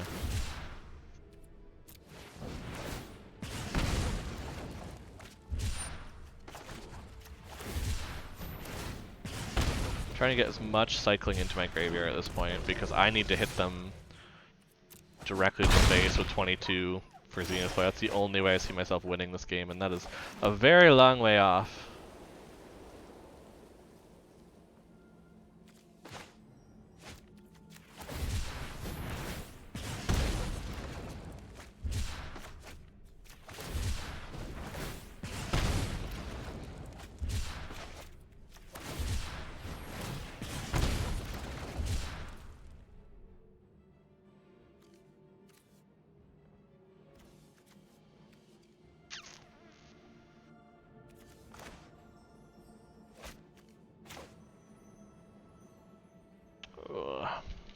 Except we're out of cycling cards.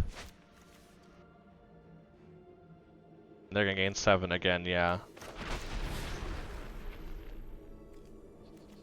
I think the only way I win this is to kill the Kogla.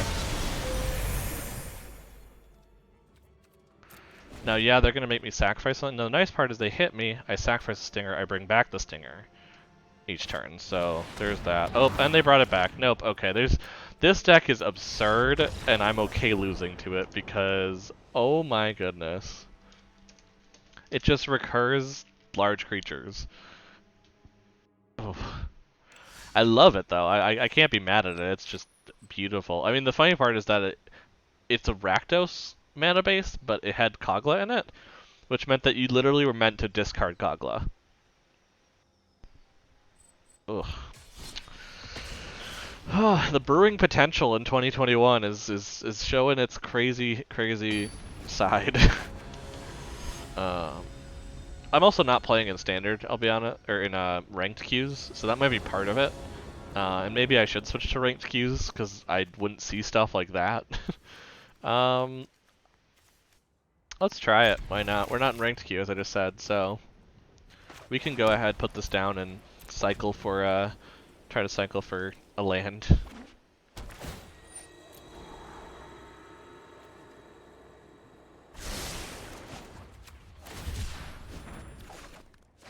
Oh, no land yet. Took the risk, and I don't think it's paying off at this point. Okay, so it's the Jeskai deck, fair enough. Double Temple start, which means it's slow enough for us to get going, possibly.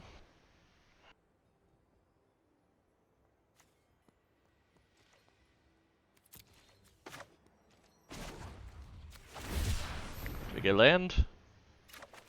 Yeah, we got a land. Awesome. So now at least we can play the Valiant Rescuer.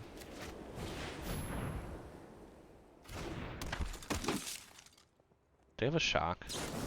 Why do they always have a shock? Ugh.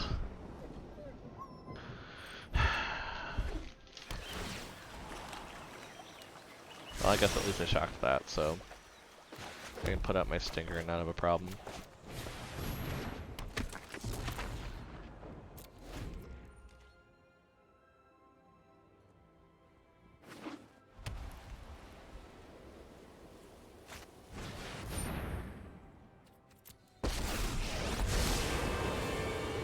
This isn't my first time being the hero.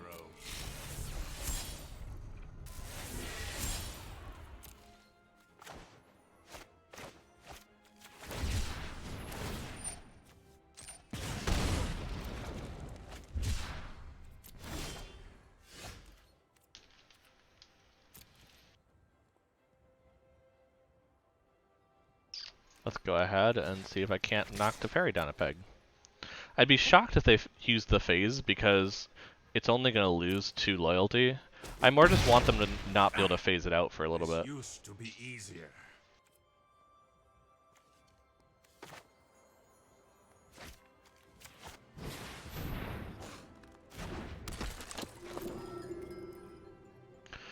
Because now next turn I now have the potential to actually get rid of it.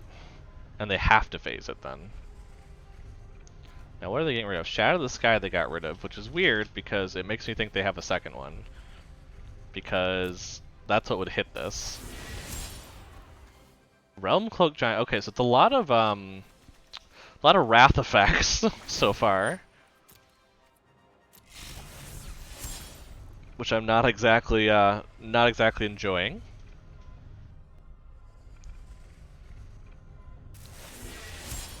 They got rid of a land, okay. They have another temple, wow. Now why didn't they play the temple before they drew? That throws me off, but okay.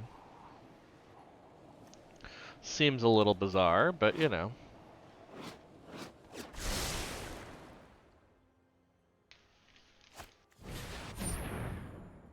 Well, let's do a quick cycle then. Get something out of it.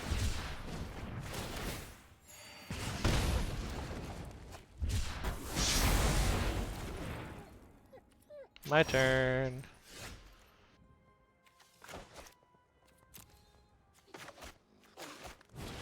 just play another cycler. Another cycle thing. Because right now we're actually not doing too bad. We have all cycling in the graveyard, so that's 7. And obviously the only issue is that Teferi is growing like crazy, and I really don't have a whole lot to deal with the ultimate, but pretty sure it should be fine. Um, at some point, I have to hope that they tap out though and don't have a counter for the Zenithflare. I don't have the mana for Zenithflare yet, so it's not a huge issue, but wow, they're getting rid of a lot of removal, which is interesting. And another Teferi. Okay. So it seems like Jeskai Teferi? I mean, there's not really a whole lot of other substance so far that we've seen. Seems a little odd.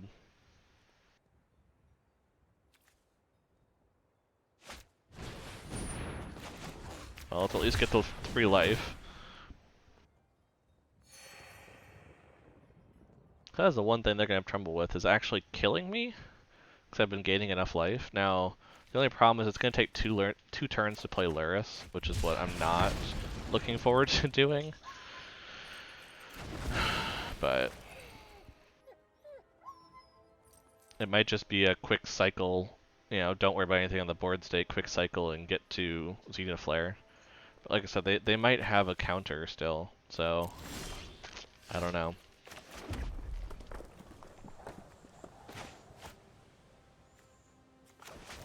Yeah, let's put Luris into our hand, and then we'll just pass the turn, and we'll cycle at the end. So like I said, yeah, we have 9, everything in here is cycling. We haven't been milled at all, so. We're getting closer and closer to a pretty big Zenithflare. And I mean, at this point we have what, almost 10% chance of drawing it, so that's not too bad. Especially since we're obviously also improving, you know, constantly drawing cards with these cycles, so. But yeah, I'm gonna cycle this. I'm probably gonna play Luris next turn just to try and get out something. Now, I obviously have seen that they're playing. Ooh, they got rid of an Ugin. I guess Ugin's really good for clearing the board, but not so much for what they're possibly doing right now. So at this point, I might just cycle like crazy. I don't even know if I'm gonna play the Luris. Because if I can get to Zenithflare, I have a shot. I have not seen them get rid of any counter spells, which either means that they're preparing for the Zenithflare, or they just aren't running any, which seems weird in a Jeskai deck. I've also only seen Teferi as their blue card, so I doubt I'm right, but.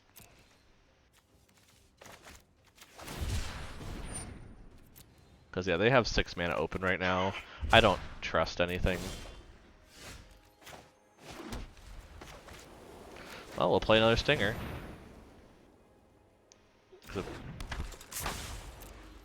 And we'll just be cycling a lot in a second. End turn. Yeah, because they're really close to taking 2 extra turns, which is unfortunate, but at the same time they're not doing a ton with their turns. So I don't know what their win con is yet, and that's the thing that worries me. I have not seen a win con as of yet.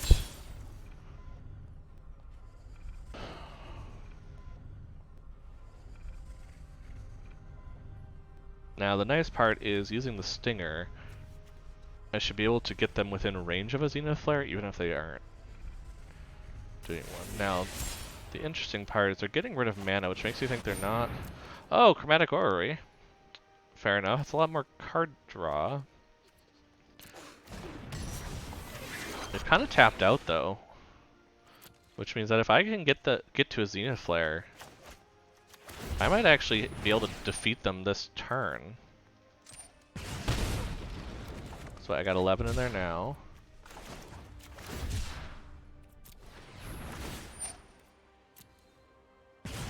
$12 in there. Drawing land like a madman. 13. Oh, I think I have it. Put this out. Do 1 cycle. They needed to do something there. Now the only annoying part is that they have 5 mana.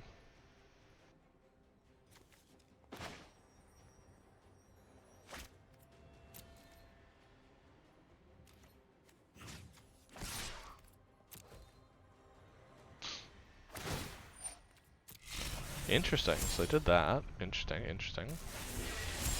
They have to have a counter spell. I don't know what else they would have. Ah! My defense had an imperfection. Have to go for it, though. I have to force the counter spell. There's no other thing I can do about it. Because if they don't have it, then yeah. Like, there's that counter spell I was expecting.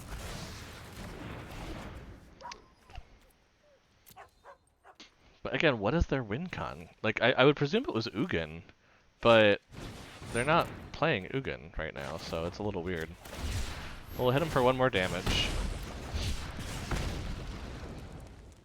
And then we might lure us into Stinger.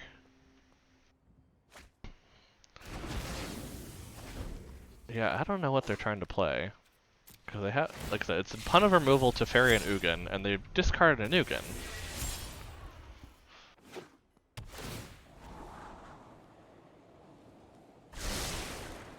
And the Jeskai, well, there's the Jeskai ultimatum, but they've already had that, I think. They're probably going to counter Luris. I presume. They have a ton of mana, so if they're not countering Luris, I don't know what they're doing. We're going to bring out a Stinger.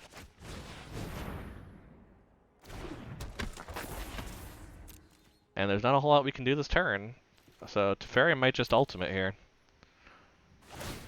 No, they're just still going to keep drawing and discarding. So what are they looking for? They've gone through half their deck already.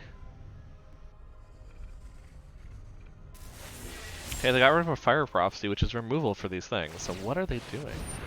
Okay, they're going to draw 1 card? Yeah, okay. What are they playing? I don't even... I'm so lost.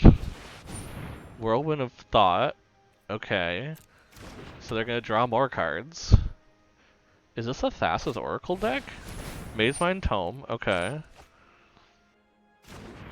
What are they playing? Okay, yeah, there's the 2 extra turns. Which I expected. But what are they doing with those 2 turns? I mean, I guess they can continually draw a bunch of cards, because yeah, they do have... They can draw 3... Yeah, they can draw a lot of cards. I'm more interested if they're going to build themselves out by accident, with the way they're playing. I don't know. Well, you don't have attackers, so I'm not really worried about this. Okay, there's your next turn.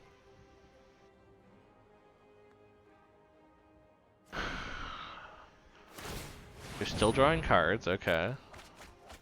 I mean, now you're drawing 3, though. What are you playing? Like, I was so intrigued, mostly because I don't own a lot of these cards that they're showing off, so I'm just... Okay, Elspeth conquers death. Which they're gonna hit the Luris, there's not much to do about that. Yeah, them hitting Luris here is not gonna do a whole lot. They're gonna return... Okay, they're gonna return Ugin to the field with Elspeth, okay. I'm catching on. I still don't feel like any of this is a win condition, though. I mean, it's basically kill things until I get Ugin and Teferi out, I guess.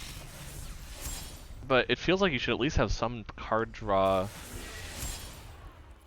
you know, like either having a Fairy Vandal, something for early, or to get something out of the card draw, or even Ominous Seas, like to get an 8/8 Kraken. I don't know. It just feels bizarre.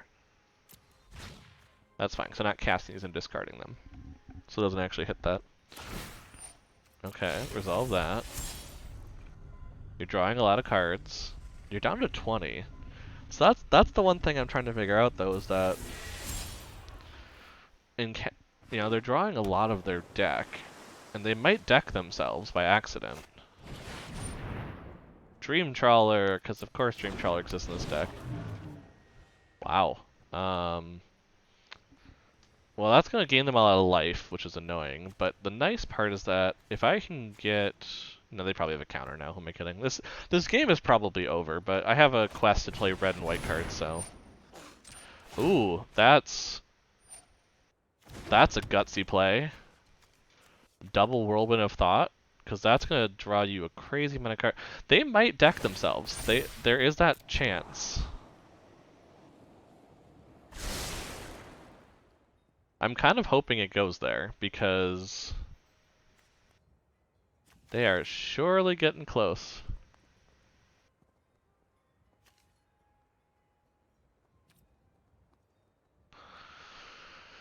Oh my. I mean, yeah, it seems like the same kind of like the other one that we saw where they're just trying to get stuff into the graveyard.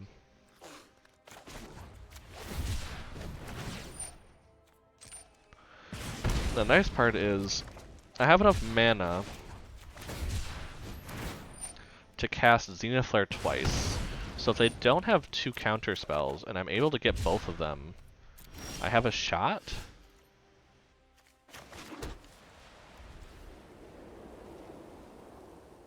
I think I have to play this out. I need the extra damage. If I play this out and they don't counter it, I do have a shot to kill them. I'd be shocked if they didn't counter this, I'll put it that way.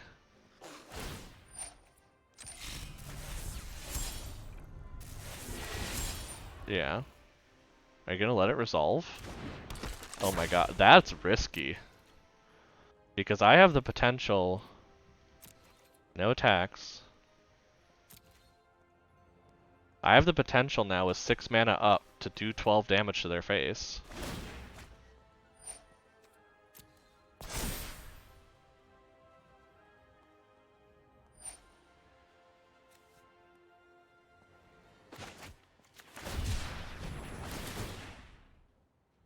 Because they're going to kill something of mine, I know that. This is my chance. I have to hope they don't phase out.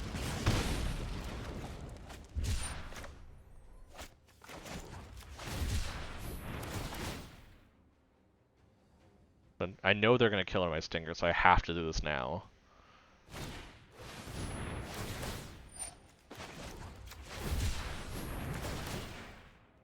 So I'm putting as much of it on the stack as possible.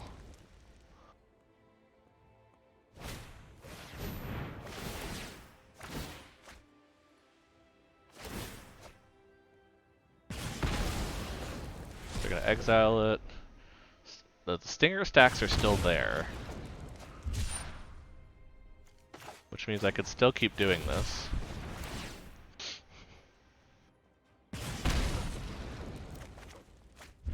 Well, now I have to stop, but... I mean, they're obviously going to heal a lot now. It was worth a shot, but because they were about to remove all of my stuff. Now, the nice part is I still have 3 Zenith Flares in this deck. So...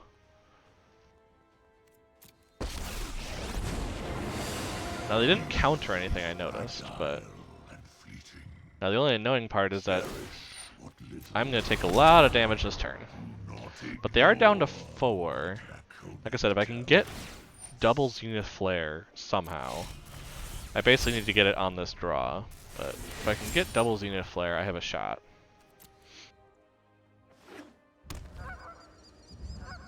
Because they only, yeah, they only have enough blue mana for 2.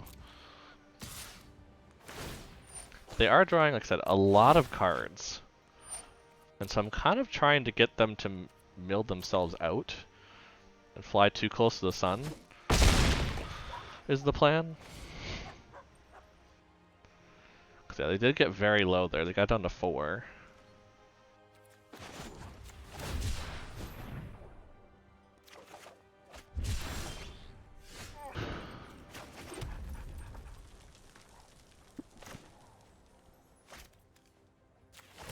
If I can get the second Zenith Flare here, I have a shot. Nope.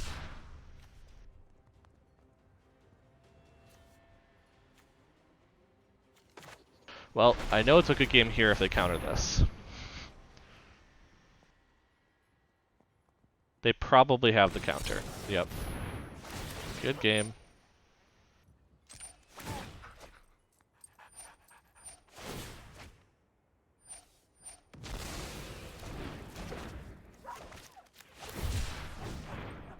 Might as well just keep cycling, you know. What else do I have to do but to waste their time with more cycling?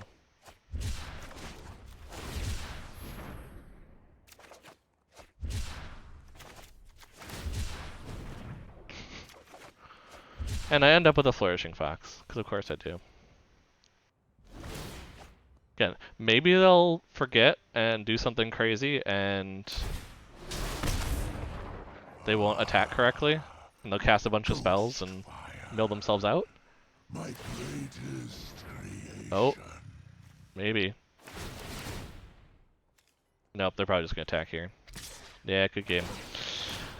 That is a Jeskai control for sure. I didn't like it, but I almost killed it. I almost got them. They were 4 points away, which made me kind of sad. So it meant that I was very close to doing it, but not quite. But I mean, this deck's back to 50% win rate. That kind of fits, fits the thing. I am gonna go take a little bit of a break, but I will be right back in just a little bit for some more magicking. Talk to you soon.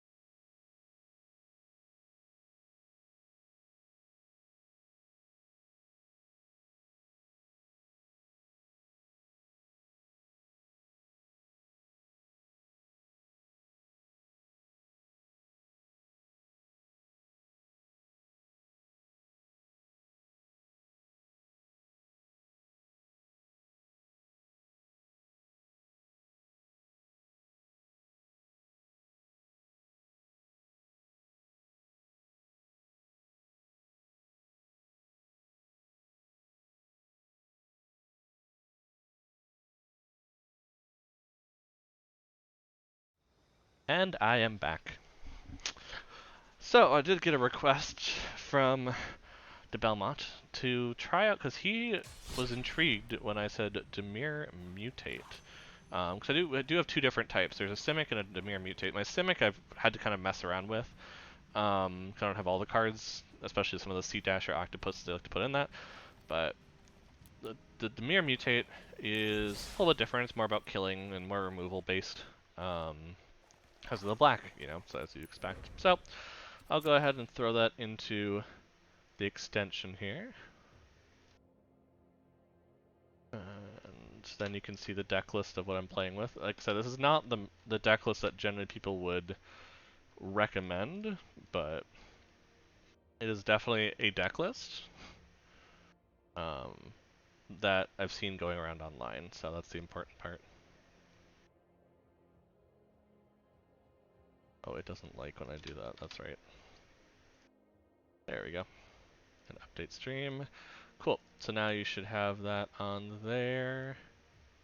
Oop, I didn't update the colors, that's what I forgot. Okay. Like, I usually forget some part of this extension at some point. There we go. Now you should have what we're looking for. Okay, so we're going to try it out.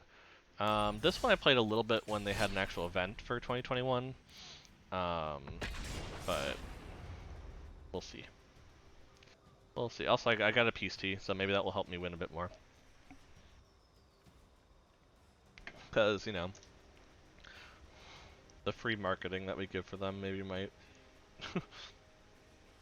give us some stuff. But yeah, I'll get a Demir Mutate going.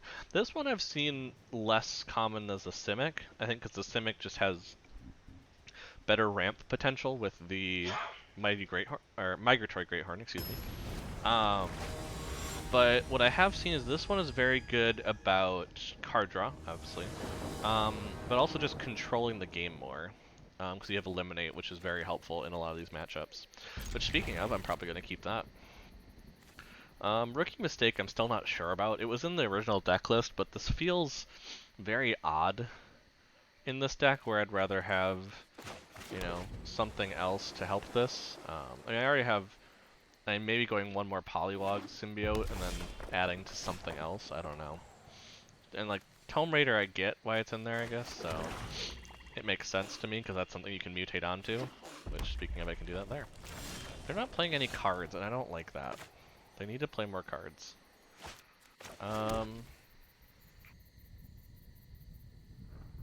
Let's pull out the Symbiote.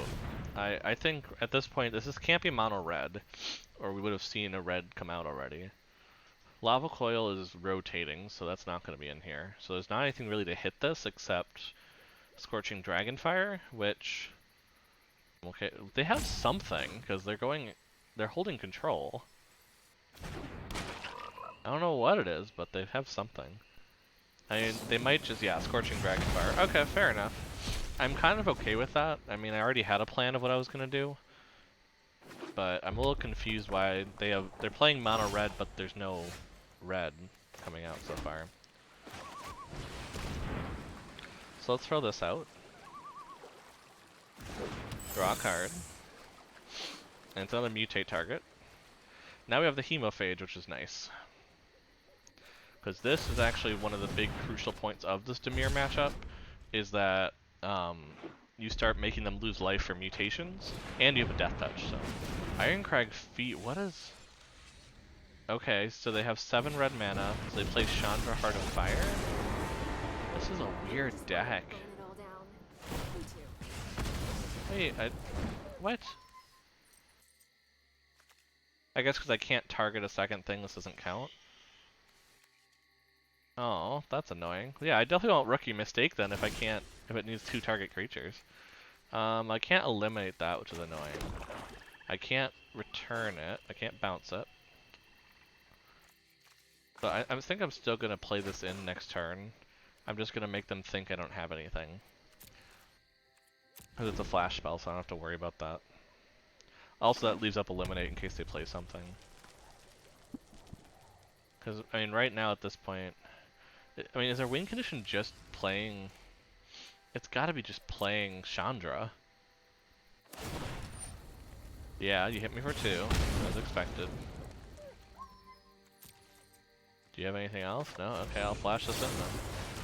They probably have another Scorching Dragonfire, to be honest. I'm really hoping they don't. Wow. Well then, this is gonna be a odd game, because they're not really killing me. But I mean, I'll play it out. I need a creature for a creature-based deck. So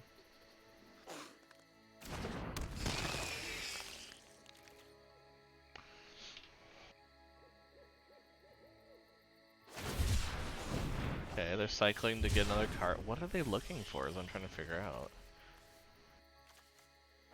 I mean, Ironcrag Feet is a very interesting choice. For sure. They have a 1/1 from the mine. Okay. They're gonna deal 2 damage to that. Okay. Still not entirely sure what they. Okay, so another Ironcrag Feet. What are they doing? I'm so confused. Siege Dragon. Destroy all walls. Whenever Siege Dragon attacks, if you control no wall, it deals 2 damage to each creature throughout flying. Wow, well done. That's a creature. A lot of people are enjoying this arena set that they came out with. There's some cards in there that they're pretty good.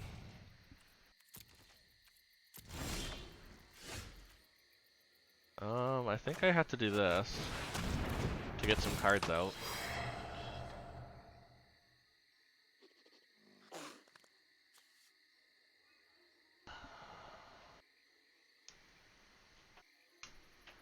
Okay, so give me that or that. We're gonna choose this on top. It's the Polywog Symbiote, which is really not as good as we were hoping, but let's get some damage on Chandra so she can't just cast the Ironcrag Feet and make a ton of mana.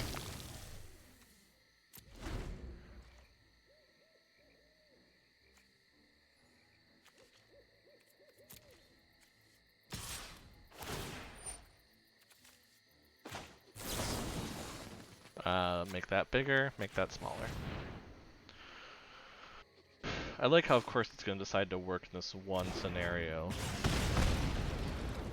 But the nice part is that I get to...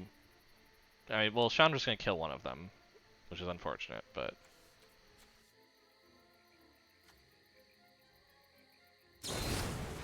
Yep, there's Bone Crusher, fair enough. Oh, and then they're going to kill my Hemophage with her +1. Wow, they are rough. A rough deck to play against. Because, I mean, you just need to get to 4 mana for the Ironcrag Feet, and then you can go nuts.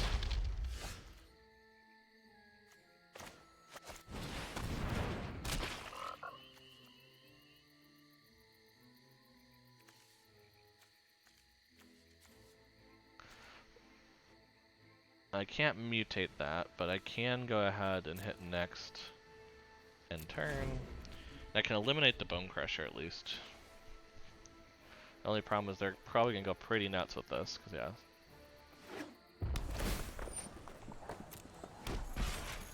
I'm just curious what the ultimate does, because what are they trying to save all this mana for? It's a ton of mana. Okay.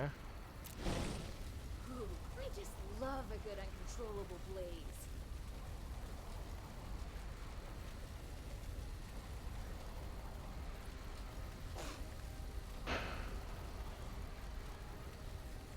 Any number of them, so they're going to be able to exile all of them, basically.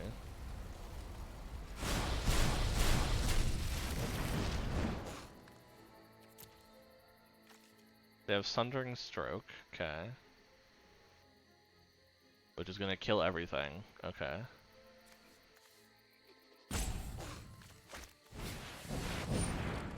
Well, they only assign 3 damage to that. So I actually think I'm going to go ahead and make them spend more on the damage for that. Wait, how did they... Oh, because it's going to do 7 to each. Even though... Wait. Oh, so it's instead, so I just saw what it was before. Okay, this is... That's a version of Mono Red, not gonna lie. I did not expect to see that. I'm starting to think I need to go in the ranked queue, because I'm starting to see this really weird brews that I've never seen before. So I might just go in the ranked queue. I mean, at this point, I think I'm still in bronze. I haven't really done much leveling in that. So, you know what? We're gonna do that. We're just gonna, you know what? These decks are gonna get tested in the ladders, because for whatever reason, it's a lot tougher out there in the play queue. It's a jungle out there in the play queue. You can't really prepare for a deck that's just meant to cast Iron Crag Feet. Oh, Alyssa's got some bouncing things. I got a Boot Nipper. So I think we're going to play down the Lockthwain first to get the Boot Nipper out next. I don't remember why Massacre Worm is on there in there, because it seems a little weird for that. This I might need to redo this deck the way it is, but Death Touch. We have a lot of mutate targets, but no actual mutations. Oh, there you are. Well, we actually still don't have a mutation there, so let's just throw the egg out. 9, because we need more mana to be able to mutate. Because this is I believe this is, what, yeah, 2 and a black to mutate this. We don't have a Polywog that came up, so we can do that. That's where I think I almost like the Simic mutate better, because you can get both of the... oh jeez. Well, we're just gonna apparently attack with the Boot Nipper until they die, the way we're going.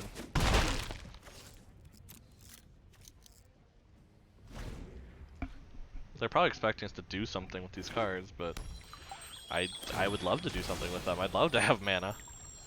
You don't really expect that your starting 2 mana in your first hand is gonna be the mana you have for the rest of it. So we do have 2 creatures out though, so rookie mistake could actually happen if they try to kill one of our creatures. Yeah, okay. I have actual things, yay. Oh, why did I do that? Oh well.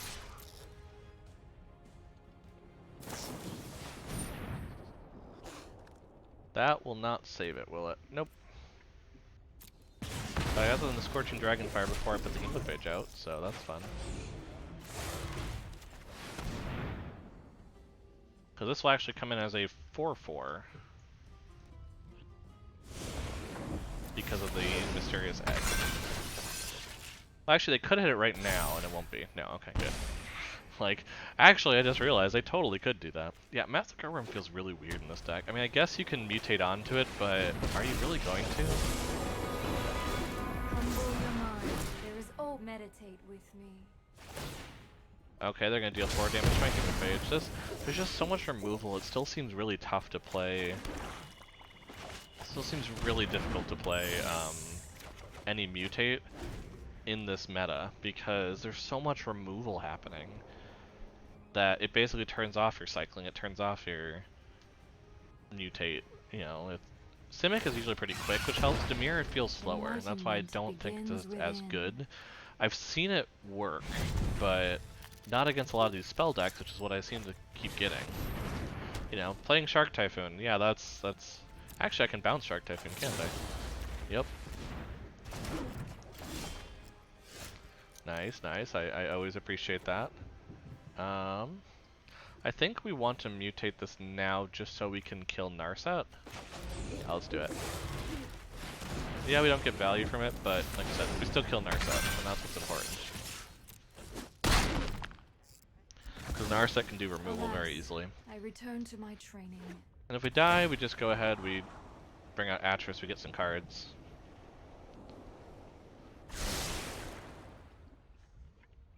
Hopefully we hope they don't have another Scorching Dragonfire, basically. Fairy Master of Time, fair enough. If nothing else, I will protect the motive.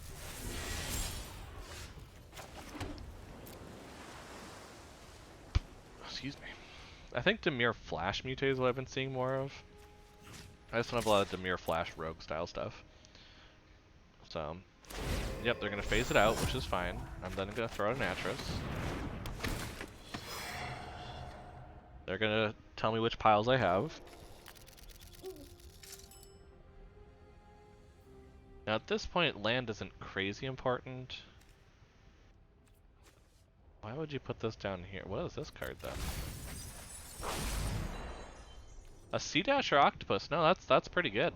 I like it. Now, we really only have stern dismissal, so we kind of hope that they play the shark typhoon. Honestly, because we can just bounce it again. There's nothing like making a Jeskai player angry by bouncing their shark typhoon that costs 6 mana every time.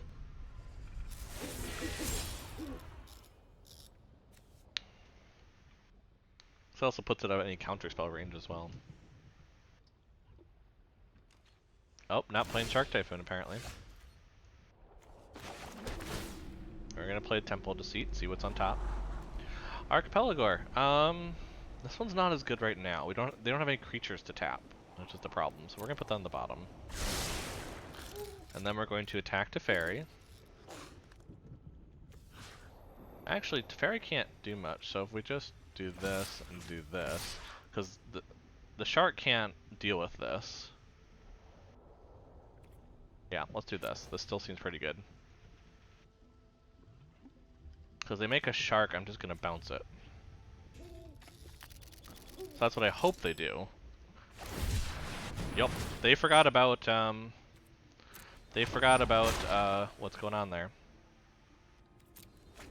Gonna make them next to blockers. They're gonna block the pouncing shore shark, completely forgetting what the shore shark does. Now, the only annoying part is obviously I'm not hitting them to face, which means I don't get the card, but still. I should have actually done it before they block, now that I think of it. But this is learning with these decks. And next to damage, which is going to get rid of Teferi, which is the important part. I've learned my lesson. And end turn. The nice part is either of these can be saved from Scorching Dragonfire. So that's kind of nice as well. I still have Stern Dismissal, so if they decide to play something. I have Massacre Worm to get rid of stuff, which is nice. It's also just a 6/5, I mean, which is pretty good. Okay, so we're gonna go ahead, we're gonna wait until it goes down, we're gonna see what they exile. We're gonna return that to hand. Wait. Oh, an opponent controls. Haha, I can't do that. Okay, well, they're gonna exile that. And they do have 2 targets for their bringing it back, so.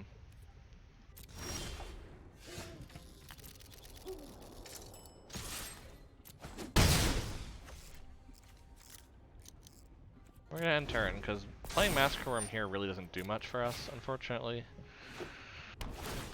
So it's not great. It also just meant we've been completely tapped out and couldn't do any of these 2 things.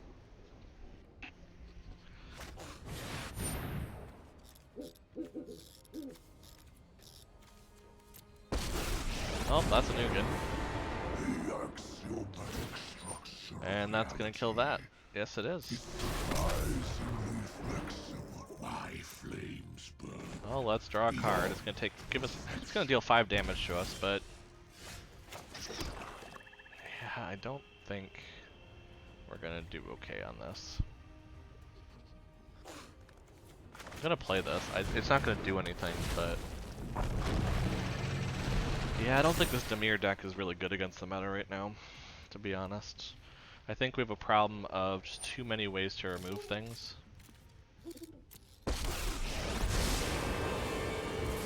It's fragile, yet it chews through the strongest metals.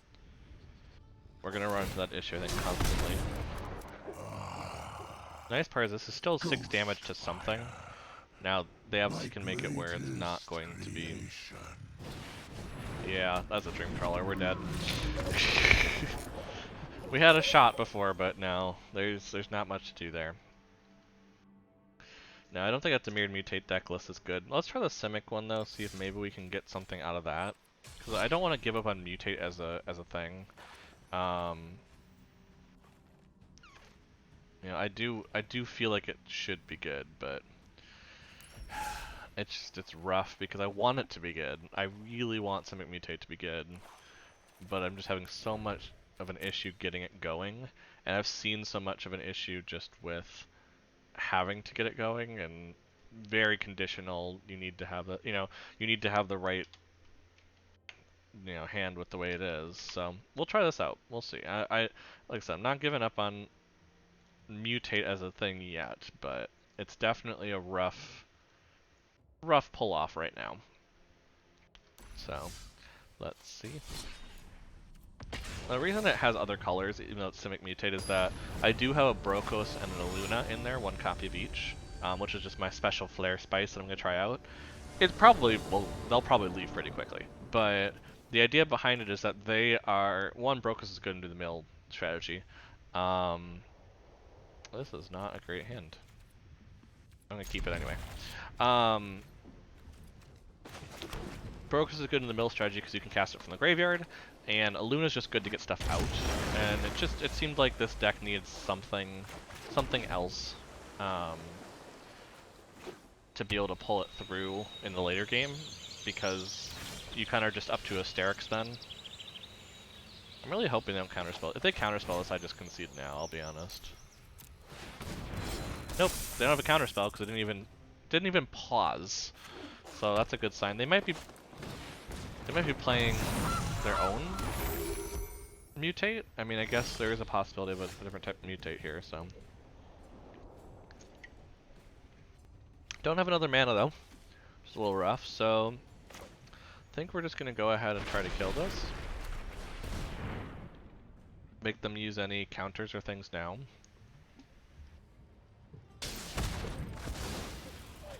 Then they might just eat their food and we'll just attack. Because yeah, the hope would be that we could do a Great Horn here. So we need one more land for Great Horn. Which allows us to get another green to be able to cast Brokos at some point. Oh, they have their own Stone Coil. Fair enough. There it is. This destroys an artifact, doesn't it? I would really love to be able to play that. But this'll do. And we'll go get another green, because obviously we need that. And we'll say, you know what, we'll attack. We've got the aggro at this point. We have a Gem Razor, which is going to be able to get rid of their Stonecoil Serpent if they don't actually mutate onto it. Yeah, they gotta be playing either Simic or Timler mutate, but they're not mutating anything, which is really weird. They're playing almost food? Like a Simic food? But there's no food payoff as of right now. Well, there's their...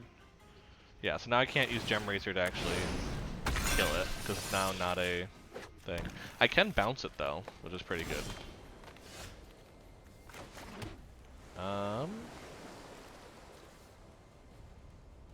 Yeah, I think this is the best to do right now, just to keep out the pressure.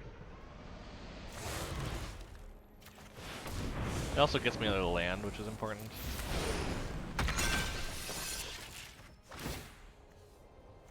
I'll take another green.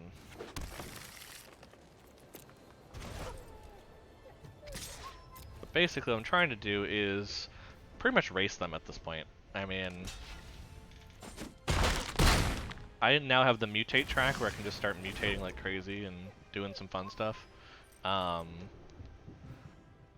If they don't have a way to get rid of my mutation craziness, then I have a chance. Well, it is played out for a Serpent. Play that. Yeah, no, I'm okay doing the Great Horn then. We're gonna Great Horn. Are we gonna Great Horn?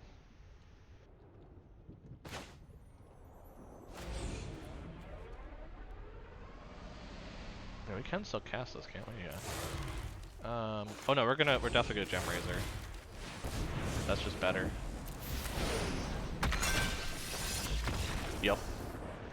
That's why the Gem Razor is very good. I shouldn't say, yeah, it is Gem Razor. That is what it's called. The other name for it's is something else. But for a second I thought the Godzilla one, but now I have the comic book art.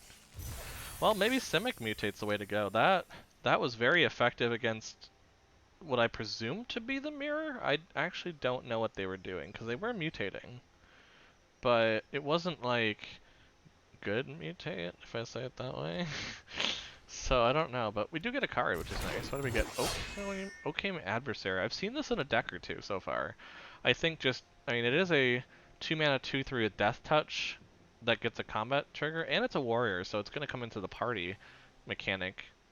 It's honestly really good. But you have to control a green permanent, so that's why you might not see it as much as party, but I've definitely seen it in a mono green side because you could play this turn 2, after, um, what's the one drop green? Why am I forgetting it?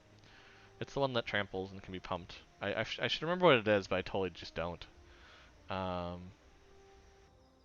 I'll check it in a second. Cam adversary. Oh, I actually didn't have many of that card. Nice. I like when I get a card I don't actually have. Um, yeah, what is that? That's gonna bug me now. I need to see what that is. Collection. Green. Almighty Brushwag. There we go. That's the one I was talking about. So you could play this, you play that the next turn, you have, two, which are both, I will point out, both are mutate targets, because I believe that was an Elf Warrior. Oh, it's going to be under the 4 mana, that's right. Because technically a 4 converted mana cost. Despite it being that you really should never cast it for 4 mana. Or if you're casting it for 4 mana, you're probably in a bit of a struggle. Where are you? Do I need to type in Oak? There we go. Oak came adversary, yeah. So it is an Elf Warrior, so it is actually a mutate target with Death Touch and combat damage to a player draw a card. This actually might not be bad, it's just you have to have down something. So it kind of gets rough if you don't, because then it's just an overpriced mutate target. But okay, let's continue the Simic Mutate. This seems to be working a little better. Let's try it out.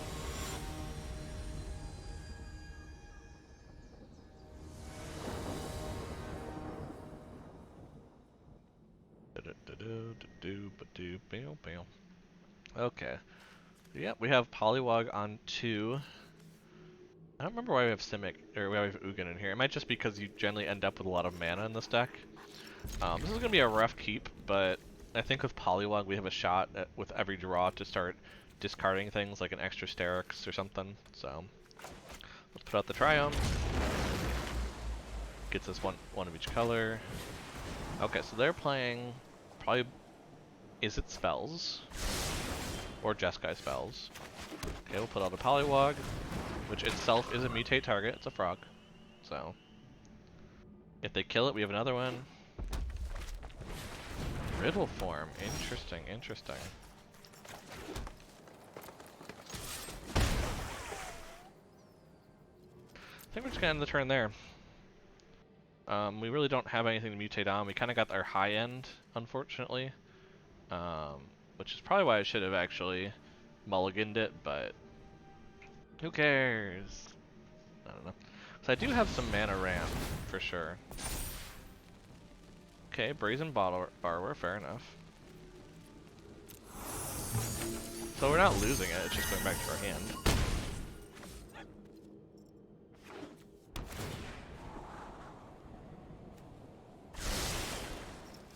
Oh, it's another mana, so we're closer to a Sterix. We'll throw out the Polywog again.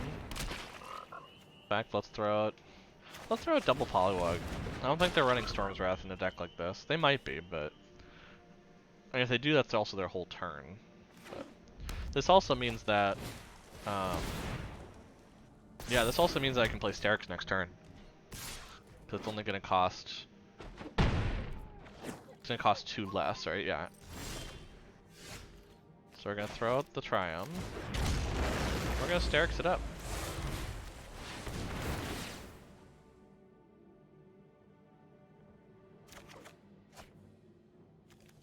I think we're going to throw away Ram Through. And Ram Through again. That's the only problem though now, is that we're going to be drawing and discarding a lot of cards.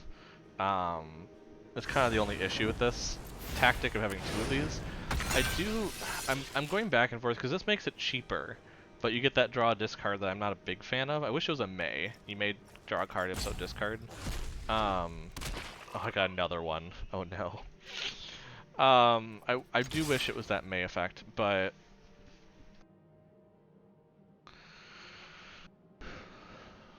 just because the problem that comes from this is that, okay, they're gonna hit Hit me for. Oh, they're gonna kill one of the symbiotes. Oh darn, they're gonna kill one of the symbiotes. Oh darn. I really would prefer not to have it, so I'm fine with that. But the problem with these, yeah, the problem with these is that it does, yes, even though there's a discount, I like the other one better, the one in green, the Essence Symbiote, because not only are you getting counter, you're getting 2 life, so you can kind of deal with some of the aggro strategies, but you also just don't lose cards at the end game. Because that's the problem with this one, is that as you get later in the game, you're just kind of throwing cards away that you might want because you have to continually be looting. That's an interesting time to unsummon it, but okay. Oh darn, I only have 1 Polyog symbiote. What will I do? Well, we're gonna Gem Razor. That's what we're gonna do.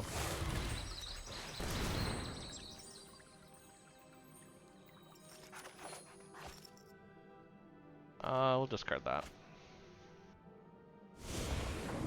Over. Destroy.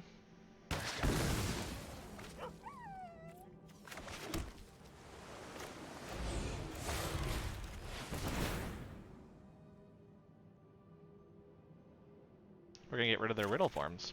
That seems to be kind of the point of their deck. Under.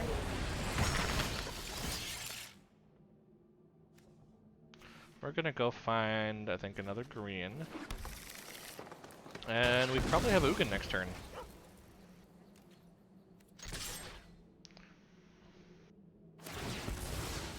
So I'm curious. Okay, so they're specifically doing Fatal Passage now, which, what would they have that's 3 mana? They don't, okay. They're playing their Brazen Borrower, fair enough. Currently this does have Reach, so I could just kind of do that. They're going to try and kill me, I think. Now the nice part is if I draw a land, I get Ugin next turn. Do you have 2 of those? Oh my gosh. What is with my luck tonight? The opponent just has the perfect answer to finish a game. Oh my... I shouldn't have attacked, actually, is what it should have been. I didn't even realize I was at 6 already. The double riddle form kind of got me. But it's a good deck, that's for sure. They have a way to finish. Oh.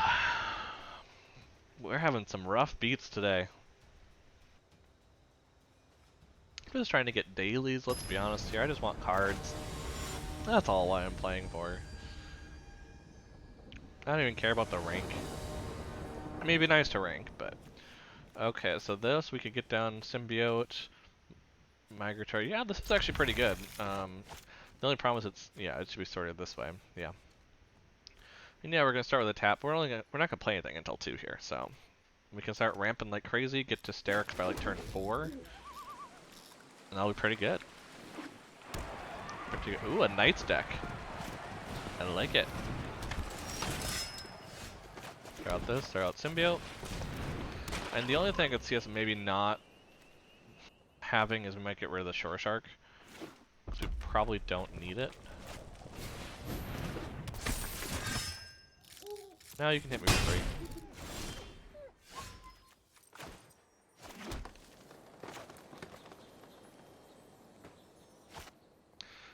Maybe we'll play the Shore Shark here.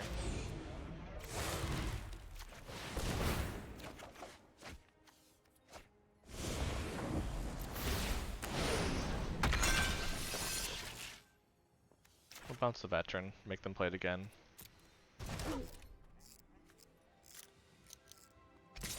Time for a race. Because that way they have to take probably their next turn playing the Veteran. They probably don't have much else to play.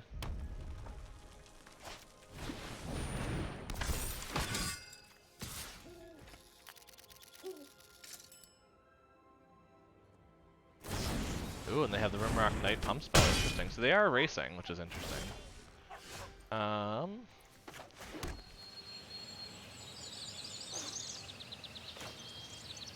Yeah, I think we're gonna do this. We're gonna make 2 mutate creatures, basically. Well, actually, no, we're not. Who am I kidding? We're gonna mutate on top of here. Ah, we don't need that anymore. We're gonna go over. We're actually gonna switch this around to make this a little better. And we're gonna bounce the Inspiring Veteran again. Because that's just the kind of person I am. because they keep having to play it, then we're in a pretty good shape. Now, I am getting a little low on life, though, so I'm going to hang back. Because I'd rather wait for Sterix to finish. Because then I start getting more permanents out for free. Now, I don't think they don't have any probably removal for what I have there. Claim Contender, what is that? When you control a knight, which they do, look at the top 5 cards, you can reveal knight, aura, equipment, or legendary artifact. Interesting. So actually, this card's interesting because you don't have to reveal Embercleave as a legendary artifact. You can do a general artifact, like like Circle of Loyalty. That's an interesting choice. Okay, and Weaselback, fair enough. I think they're gonna start getting outpaced here, though. We're gonna play a land for turn. That is Ugin the Spirit Dragon.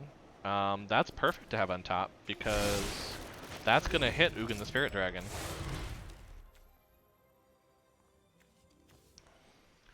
Like to the point of I'm actually gonna put this on here. Oh crap! The draw discard though. Yeah, we had to get rid of Ugin then. That's unfortunate. I should have put it to the bottom remembering that, but I just didn't. We only have one Ugin in here too. No, we have two. Okay. Oh good, we got a mana dork. Awesome. Now they have to block by all 3 there to actually make that efficient for them, so that's why it's okay to do that. I think I'm gonna do the Migratory Greathorn next though, because I can bounce like something. I don't want to bounce the Contender, I think, because that gets them something from their hand, from their deck. Right here, actually, if they attack, I'd want to block the Venerable Knight and bounce whatever they put a counter on.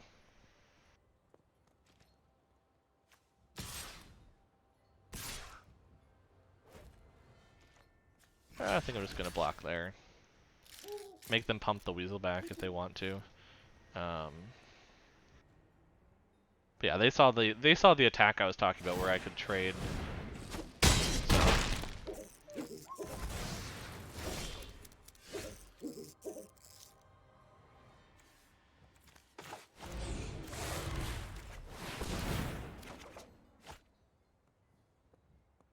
I think we can get rid of the octopus here.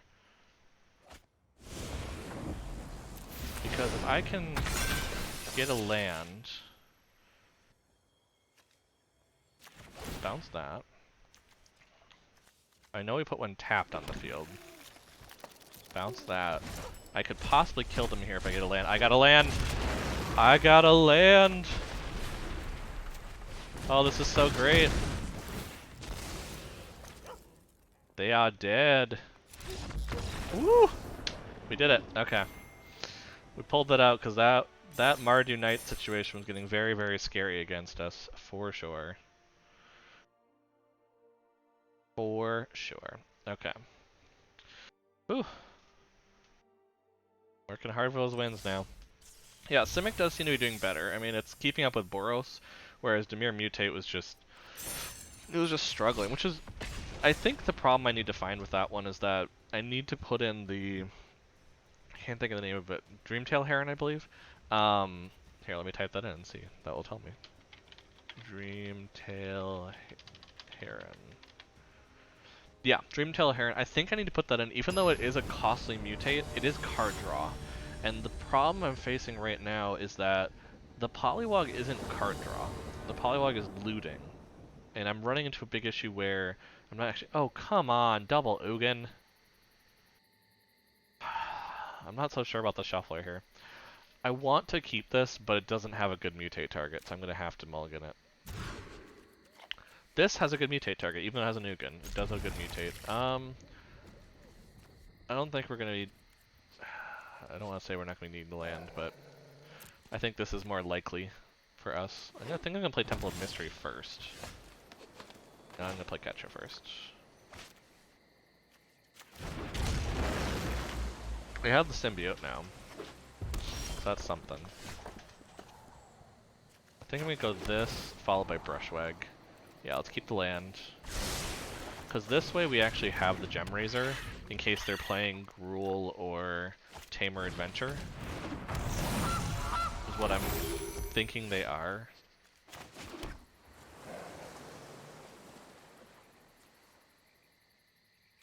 I could actually kill their food. think it's better though just to play the symbiote.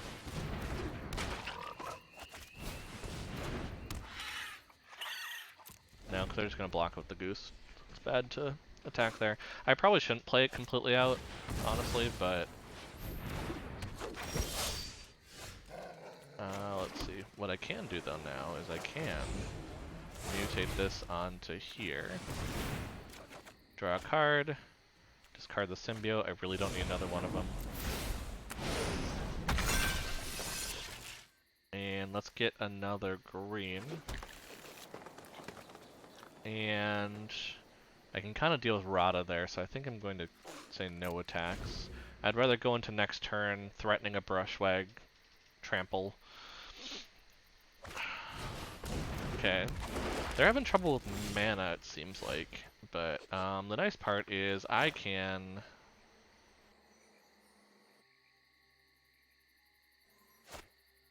You know, I'm actually going to attack here. Because then if they block the Brushwag, I'm going to pump it. Nope, okay. I don't have a target for this, but I do want more land.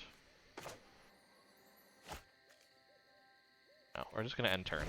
Because I want to ram through on Rada, but I'd rather... Actually, I should do it now. They're obviously not getting lands off the top of their deck, because they're not playing any. What would that hit?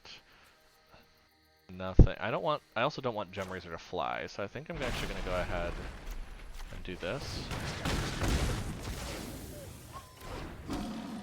Because I don't think it hits anything, but, you know, just in case. Ooh, the Sterix, that's perfect timing.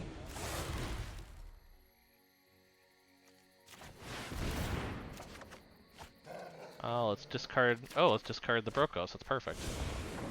Over. Another green.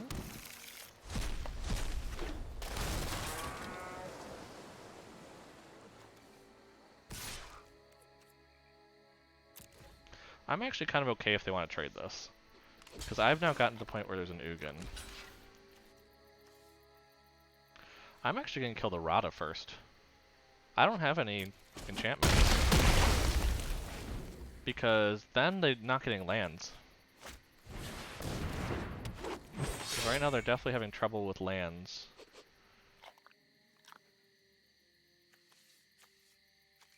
And I have a Brokos I can cast from the graveyard next turn. Or play a Nugan, we'll figure out which one. Interesting choice. I don't think they can attack. I mean, I'd like to see them do it, but...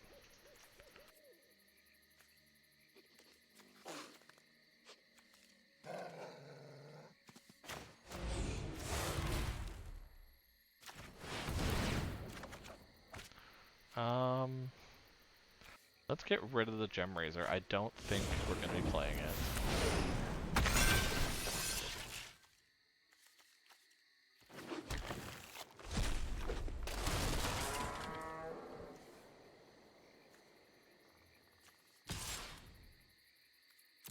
Again, I want to trade the Rada, because I don't want them to be getting lands.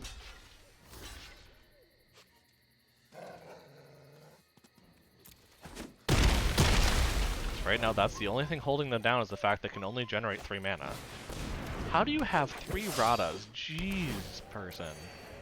I don't have any near draw craziness like that. Now, the nice part is we can just Ugin.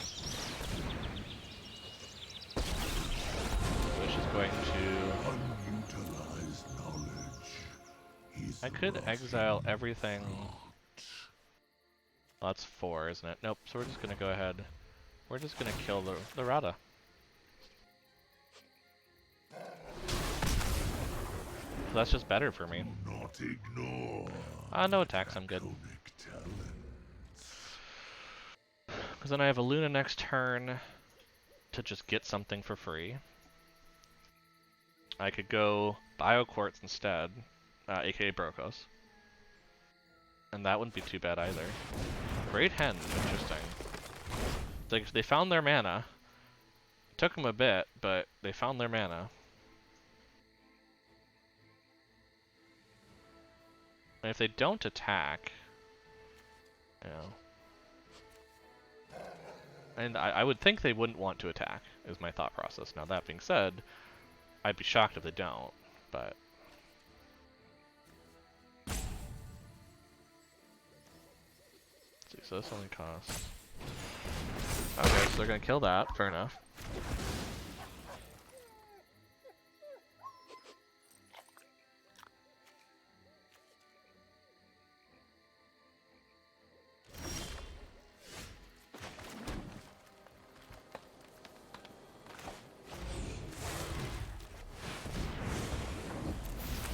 What do I get? Well, first, let's get a land out. Sea Dash or Octopus, sounds good to me.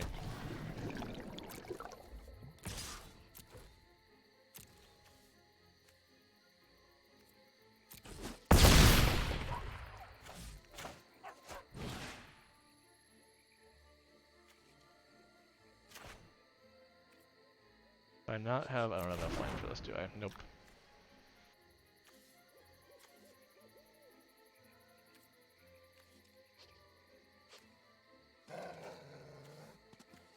I could just exile... You know what? Yeah, let's do that.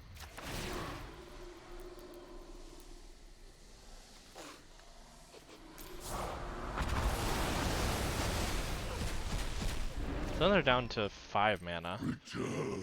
And I have a 6/6 in the air that I can definitely mutate on top of. But the hope is that they have no way to deal with Ugin.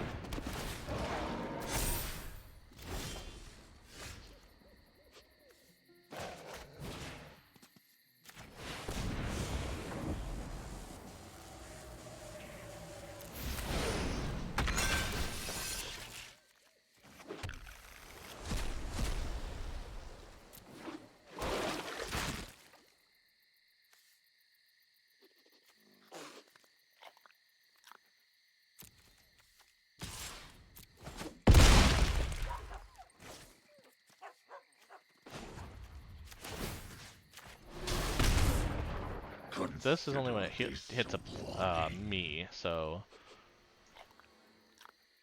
Yeah, let's throw this out. Why not? At this point, it doesn't really hurt, because they kill this, I'm going to mutate onto here, bounce whatever they have, and just kill them, so... Again, they only have 5 mana, so... They're not getting a whole lot out of this. The nice part is I can actually block with the 1/1, and only take 6 to Ugin, which means Ugin still lives, and they don't get anything out of it. But they do lose unless they can actually get rid of both of my creatures with 5 mana, which I don't think they have the ability to do. They did that wrong. They should have done the creatures. Has never stopped me.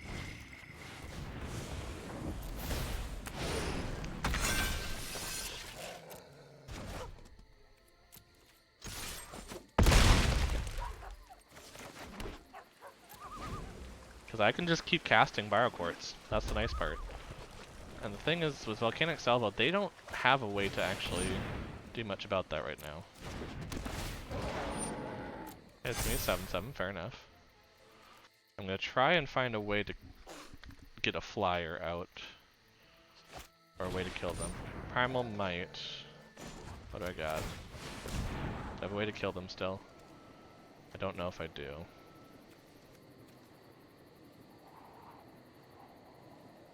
Huh. I need some way in the air to kill them. Oh, this is gonna get out of hand real quick.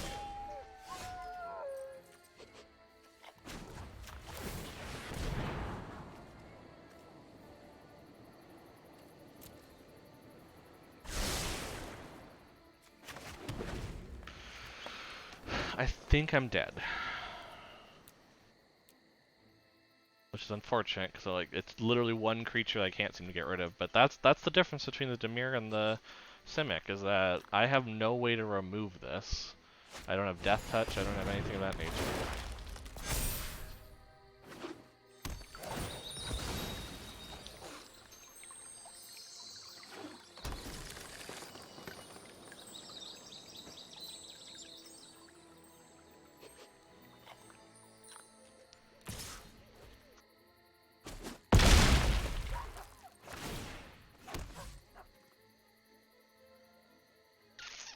I also tried to make one of these decks work. That's why I do like seeing it, but... Oh, well, they're gonna munch, so nope, we're done. They're gonna munch on Brokos, and then we're out. That is the one thing that I'm... Do I have an ooze in this deck? I feel like I should. Because it's a target to mutate on, and it's also just... You get so much mana by the end. Let me go make sure that it has an ooze in it. I think I only have one ooze, though. That's the only problem. It does not have an ooze. That seems wrong.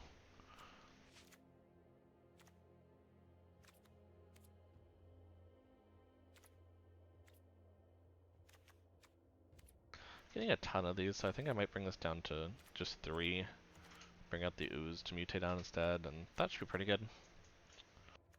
Don't know about the Ugin being in here, but it did cause an issue for the opponent last time, so we're going to keep it for now. But also don't know about the Aluna. The Aluna doesn't do much in here. I might actually take out Aluna. Do I have something else I can add that's pretty good? Nope. Nope. Nope. Nope. Maybe not. It's another... Well, maybe at that point, it's a good time then to go... I haven't really been doing with Gilded, so maybe I'll go this way and go Essence Symbiote. Just really making sure I have a mutate target. So let's go ahead and... Now that I've updated that, let's export it, throw it into that deck list so you all can see it as well. That's the important part, is you all seeing it. Okay.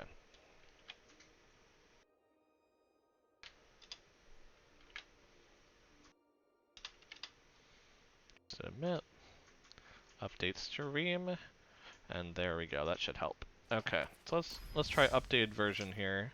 After make a little squiggly. Because I do agree that Ooze with that deck list would be awesome if you hit it, because, well, you just have so much mana at the end that you could start growing that to be huge. And that might deal with that 7/7 Quartz Wood Crasher at that point if you could just... Because if you mutate onto the Ooze with a 6/6, that 6/6 is going to go crazy with the counters. It's the same reason you usually have like a Stonecoil Serpent or something. Oh, not slow, because I guess this will come in untapped. So we do get to the Symbiote, the Poliwag Symbiote right away, which helps us with growing things. So, although in this one I might do the Essence Symbiote first, because I do like my hand. So, I mean, I guess I can get rid of the Brushwag, because that's not terrible.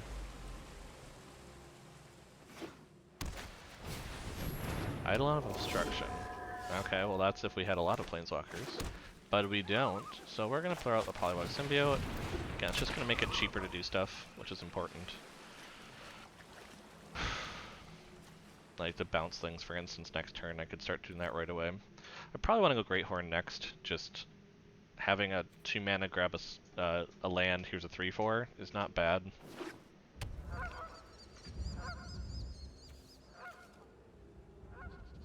The only thing that gets a little rough with that is... Oh wow, Myers Grasp already. Oof. Makes sense though, because that's kind of crucial to a lot of our strategy. I'm kind of glad we didn't put the Essence Symbiote out yet.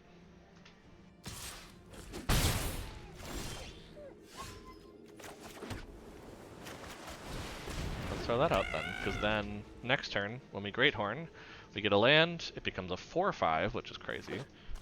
But Archon of Sun's Grace, fair enough. No blocks, that has First Strike. Nope. Nope, nope, nope, nope. Let's go get a land, because we're having trouble drawing it for whatever reason. And we have a lot of blue, so let's get another green. No attacks, mostly because I want to stop the Eidolon from attacking me. I want to threaten that. Now, the curious part is that, are they playing Orzhov and Doom Foretold, maybe? Oh, that's... They're definitely playing Orzhov Enchantments. I just haven't been able to figure out what their win con is. I mean, the win con of Archon Sun's Grace is pretty good by itself, and the fact that they're playing so many creatures... Oh my goodness, this is nuts. Okay, well,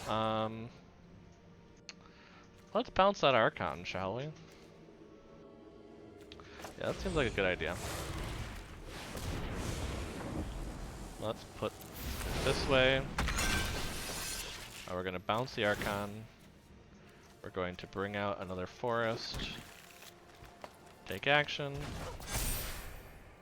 And then we're just going to say no attack. Oh, we don't have a reach currently, which is annoying. Yeah, but they're at 26. I don't think there's not a whole lot really good way for us to do anything about that.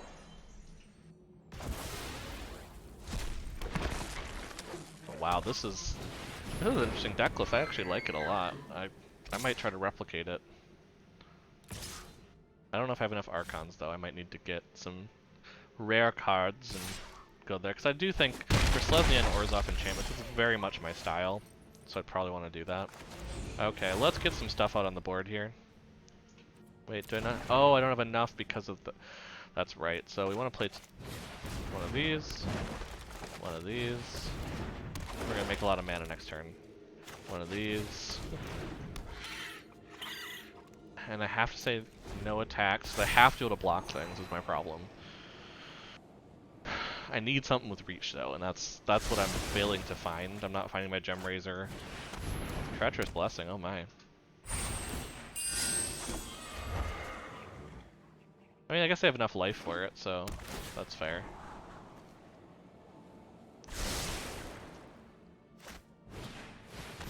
Yeah, it's gonna hit him for one, but they're gonna heal from all the stuff. I also don't have a board wipe in Cement Colors. Really, a lot of the board wipes are in red and white right now, so this is rough. Then we're gonna do this, and then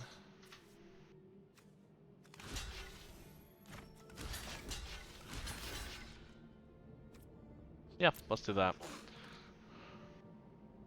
That's gonna hit me for a fair amount. I think I'm gonna be down to 1. Yeah, I'm down to 1. Okay, well, Sterix, what can you do?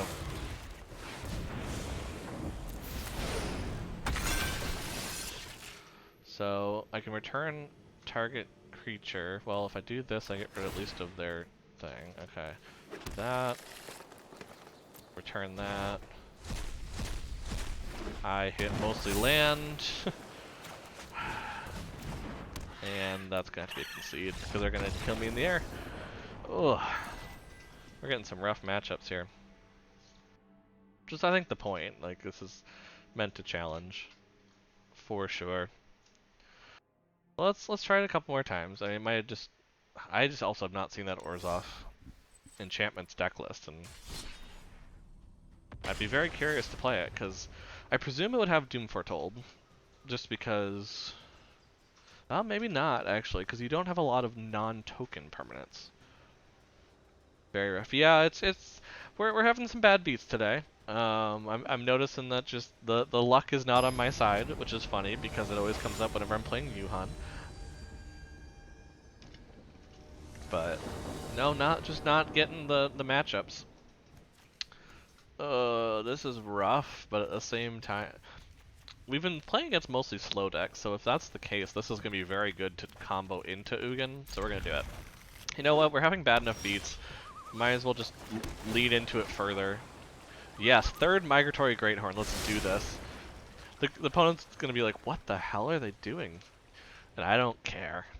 Actually, what would have been best is actually putting that to the bottom and trying to find a 2-mana mutate target. But you know what? I don't care. I do not care. We're gonna Migratory Greathorn to Ugin. That's our game plan for this one. Is it a good game plan? No. But we're gonna do it anyway. We're playing against mono blue card draw, it looks like. This might be the mono blue mill deck kind of style thing that we were seeing earlier.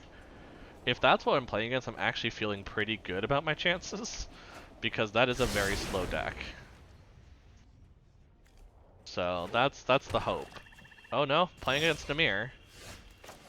They probably have no idea what I'm doing, but I'm basically just trying to make sure I get Ugin out. But yeah, because I'll play Greathorn next turn, and then I'll play Greathorn on top. And then, yeah, that's the mill deck, okay. Well, they milled one of my Ugins. They probably think they're safe. They're probably also very confused by the combination of these two cards being in my graveyard. Because those are not generally 2 cards. I really probably shouldn't have the Ugin. I should probably get rid of that and get more mutated targets. But why play the logical direction? They're probably going to counter this, actually. No, they didn't. Okay, fair enough. They might bounce it, though. Yeah, wow. I have so many small mutate targets that have not come out in the draws. Heartless Axe, destroy it. But come on! I was gonna Migratory Greathorn into Migratory Greathorn into Migratory Greathorn. I really shouldn't have tried to say that fast either. That was a really bad idea. It's a really bad idea there. Okay. So that was Stone Coil, which, you know, I don't think it's gonna be as good. Well, I guess if they kill it, it's not the end of the world. So let's pay 1.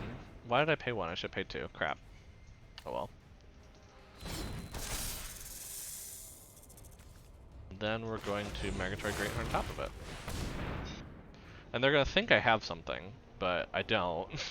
I really, really don't, and I really hope this resolves, because then I am very close to an Ugin. I needed the last one to stick, and maybe they'll do that twice this turn if I could have done it, but what did they why are they taking so long? Yeah, they're gonna remove the counters from Stone Coil, fair enough. I'm still gonna get my Migratory Greathorn for only 3 mana, so I'm actually kind of okay with that. But it's definitely some rough things, especially because I'm very confused on their side. They're not milling me, so I don't know if they just haven't been able to get it to Fairy's tutelage yet, because that's kind of the backbone of the deck. But it is kind of weird. Well, when in doubt. Well, wait. Let me attack. They've been killing things before I've been able to attack them, so. Brazen Borrower.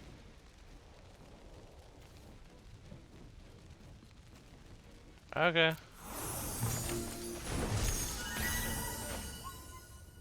Oh, we'll just put it back out then.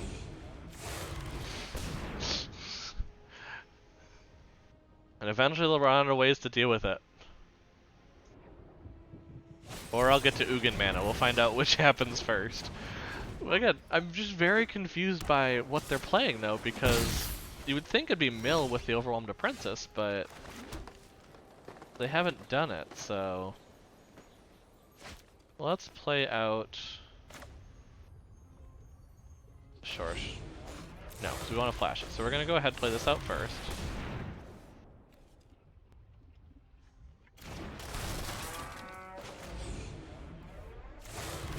We're going to try to get an 8th mana now. Come on. Let me have it. Let me have it. Stop bouncing and touching my stuff. I got a cute dog. Get distracted by it. Look at that. It's cute. It's cute over there. Don't do anything. Just don't. Oh my goodness.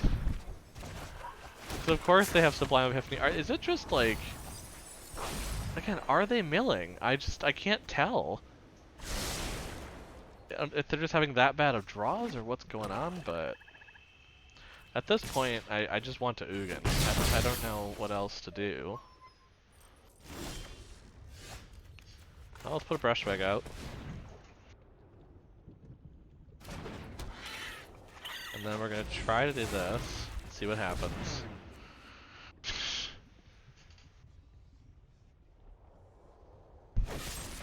Oh my goodness!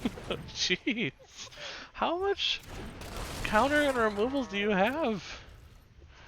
Oh my gosh! Like, what? And now they're scrying, so that's not good. They have to be playing the mill game. I just don't know what else they could be playing. Because their deck doesn't do anything except remove my stuff so far. So, I don't know. It's gotta be a tutelage deck. Well, there's Atris, okay.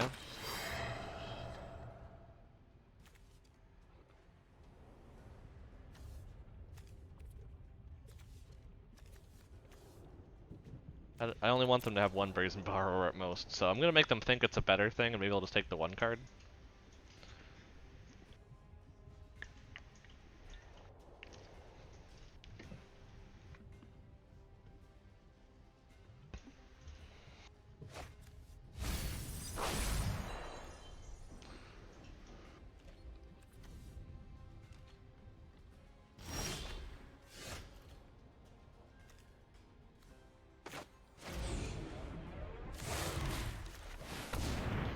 hoping to do this. Get double mana out. I'm hoping they actually bounce it now, because what I can... Oh, they didn't. Oh, crap. Fair enough. Oh, we're gonna put another blue mana out. And another blue mana.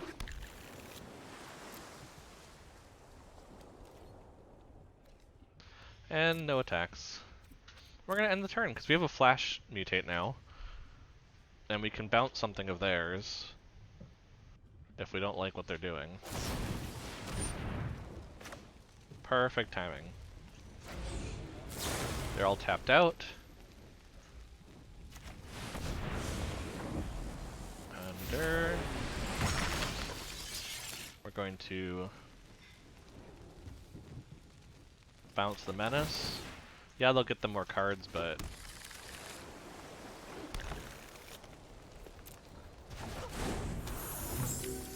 basically I want that to be their turn. I want them to play out as much of their turn as possible so I can play my Ugin. Now the nice part at this point is that Mystical Dispute will not stop Ugin, which is not what you usually see. Okay, what do you got?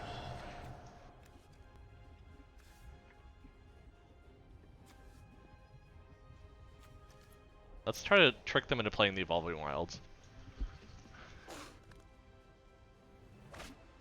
Nope, they took the 2. Okay. Well, Drown in the Loch is pretty good against us, not gonna lie. Because I have one more in my graveyard than the, yeah, I have one more in the graveyard than what's needed for that. So if I play Ugin, it will be countered. I know that at this point. So I think I just have to bide my time. I'll play out the Symbiote at least. Make it seem like we're doing something.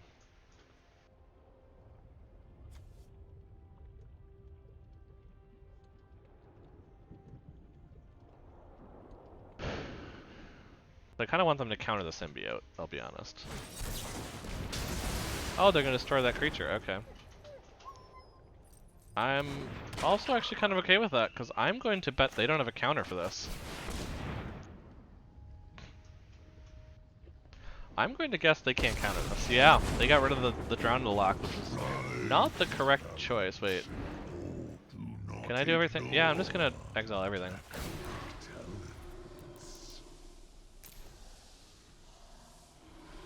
Bye. Because the nice part is they can't play their Brazen Borrower either, because they're 1 mana short for that. Which is the best part of it. Frantic Inventory, good, start drawing cards.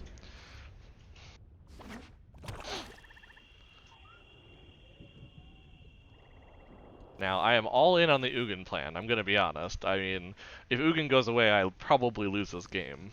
But I've kind of made it difficult for them to get rid of it, unless they have a Murderous Rider in the stack. But this does not seem like a Murderous Rider deck choice. We're gonna cycle this. Cool. We're going to plus here, knowing full well that they probably have... I mean, we have to plus this because they're gonna play the Brazen Borrower at instant speed. I mean, I know that. So what I need is to get my Scavenging Ooze, honestly. I don't think they've milled it, right? Yeah, they haven't milled my Scavenging Ooze. That's a Lockmare Serpent. I forgot that had flash.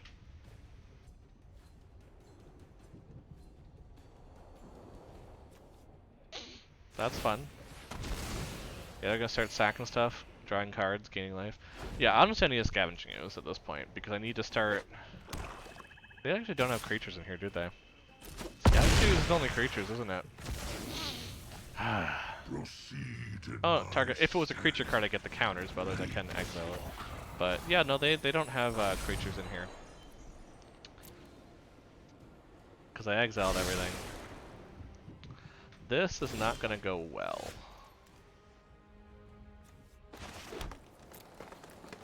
They're probably going to kill us, but we do have one turn where there's a possibility where we could be bouncing it, and I'm going to try and hope that's the case here. And if they put enough power out on the field right now, we're in trouble. I already think we're there, but... Oh my gosh, the card draw. What are they looking for? Yeah, no, I'm just dead at this point. I might as well just leave this game. Okay. Wow. We're having some rough spots. So, you know what I'm going to do? I'm going to change the deck where I was actually doing well and starting to climb before I lose too much progress in silver. So we're going to play the mono white deck. Because I've been having fun with that one. Just it also fits more of my kind of life gain style. And the Selesnya is pretty good. The enchantments is probably pretty good too, but this one I found my stride, and so I'm gonna try it out. We're gonna see.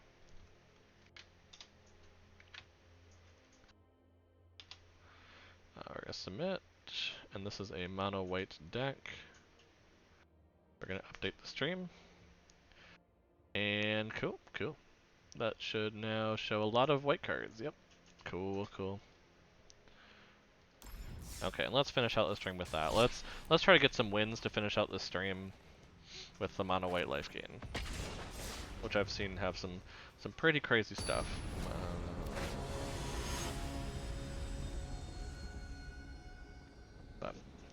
And so far the Boros cycle has been the best win percentage we've had.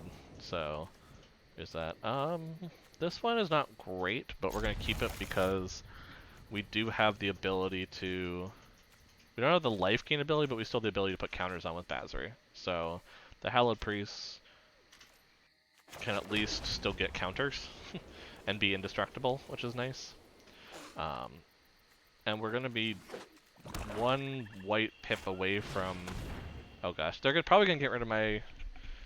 I actually don't know what they're gonna get rid of here. There's a lot of good choices. Probably the Basri, my guess. Because Basri can be pretty. Unless they're a really quick deck, Basri will kind of ruin them.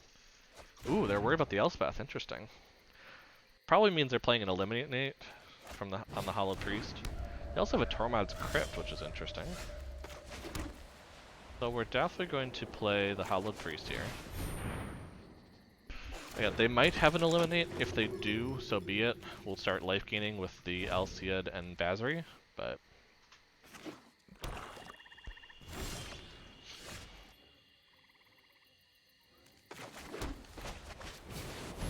Now the only annoying part is if they have Eliminate, they might eliminate the Basri. But at least that way we'll have put 2 counters on the Hollow Priest. No? Okay, maybe not. So they don't have Eliminate, which means that we're... Actually, I can play the Elciad next turn and be pretty home free there. Because if they don't eliminate something right now, I can just Elciad it. There it is. I was wondering. So I think actually we're just going to do this then. And we're going to throw out the Heliod Suncrowned. Because next turn then we can start with our life gain, going a little nuts with the Heliod. We're also getting really close to a Basri ultimate, which is in its own right pretty good, because basically you get an emblem, you create a creature, and you put +1/+1 counter on everything. Which honestly gets a little nuts, I'm not going to lie. The Nyx Lotus, interesting. So this might be a mono black thing. My sand will protect you. We're going to start life gaining a bit. We're going to put another counter on there, make it a 4/4. Why not? Then we're going to put out the War Leader. Now, the War Leader is something that it's existed before. It's not a new thing, but it's in standard right now because of the... Actually, I should play that first. I got a Heliod in. Oh well. It hasn't been around for a while, but it was reprinted in the Arena standard set, and it just makes 2 things that do life triggers, which is really good when it comes to these life gain kind of style decks. Now, do I have more than 1 Basri in this deck? I don't remember. No, I only do have 1. So it's probably better to not do that. Although, yeah, I'm still going to do a +1/+1 on that. We're going to put it onto the War Leader, I think. Make that indestructible. I trust in your abilities. We're going to attack, which right now we do have lethal on them. So they need to attack. They need to lose the Simulacrum in some way.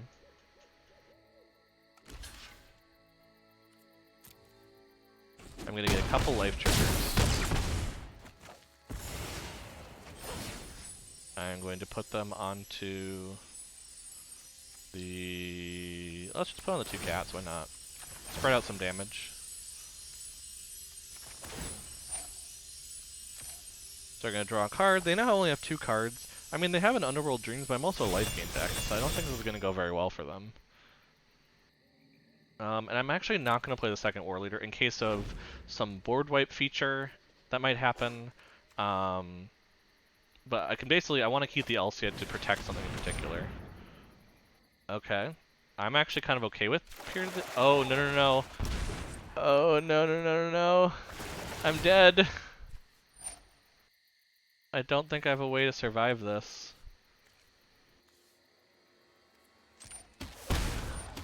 Oh, they did the Peer to the Abyss combo.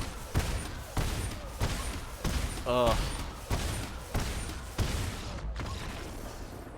Maybe I should... No, because ultimating the Basri at that point wouldn't have done anything. That wouldn't have done more damage. So, let's see. If I would have done the soldiers, that wouldn't have done it either, because I wouldn't have had enough attacking. Well, that's unfortunate. I have not actually seen that combo get pulled off, but, you know, they were dead in a turn, so I know at least the deck was doing what it was supposed to. It's just janky combos happen to be pulled off.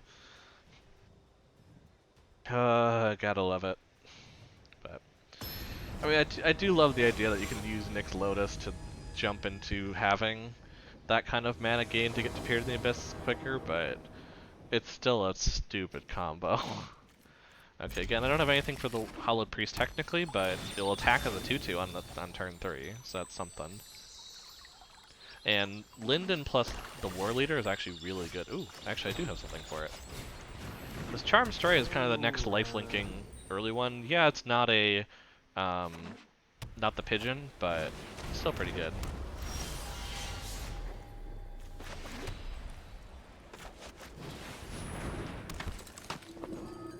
No attacks. The thing we haven't been getting is, Daxos, which is weird, because that's usually where you get a lot of the life gaining here. Okay, you're protecting from even, fair enough. I'm actually gonna trade here, because that's gonna grow the Hallowed War Priest.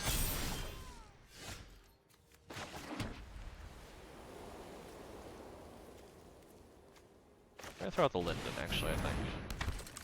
Now the other thing is I don't want to attack, because that has protection from that, so it's going to kill that. But the General Enforcer does not. And that's the important part. And you have Dire Tactics, so of course you have Dire Tactics at the right time. I never draw like that, but you know. No blocks. Let's try this combo then. Yeah, we're gonna go ahead and put Luris out and play the Charm Stray.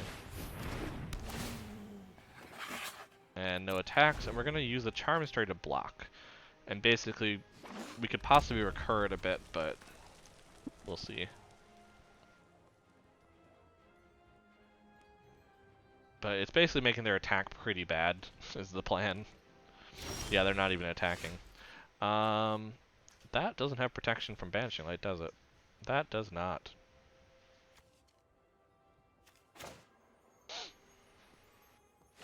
So what if we just were to Banishing Light the Lava Brink Venturer? That seems pretty good.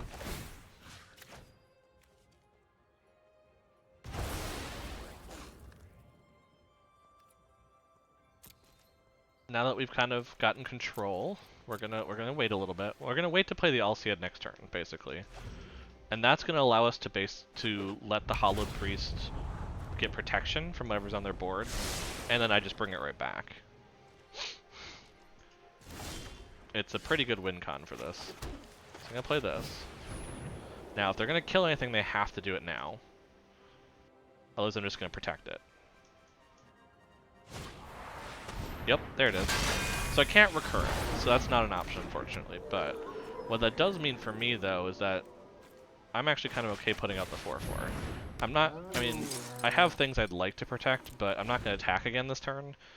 And it seems like their only removal is Dire Tactics, so... Ooh, they have Haktos, and it does not have protection from 2. Well, that is kind of unfortunate for them. Because guess what was 2 converted?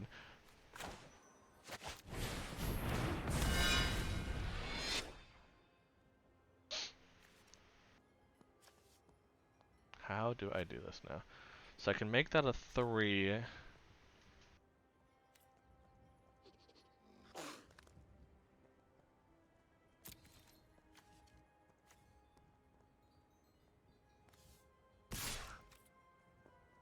think I'm gonna do this, because it's gonna make the Hollow Priest really big. So I'm trying to get to.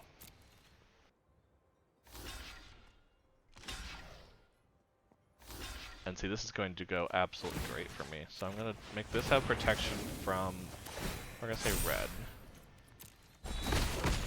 Those are gonna die.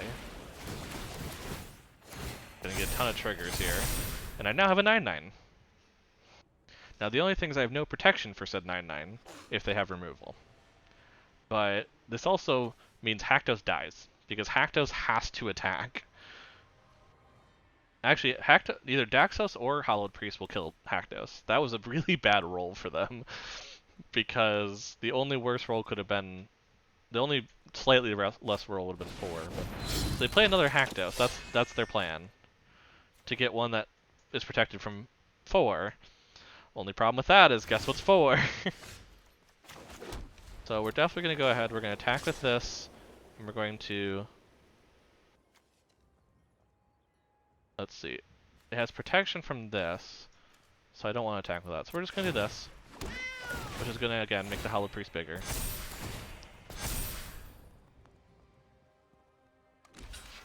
So that's going to trade, fine by me. So again, just triggering Hollow Priest like crazy, and then I have this, which is another War Leader. And I now have a 15/15, because who said Pride Rate's not in Standard anymore? I think it is. They also probably think I have another Luris, which is why they went for the Elsiad. But odd choice, because I could just block here. And we're going to trade them, and I feel like it's a very good trade for me.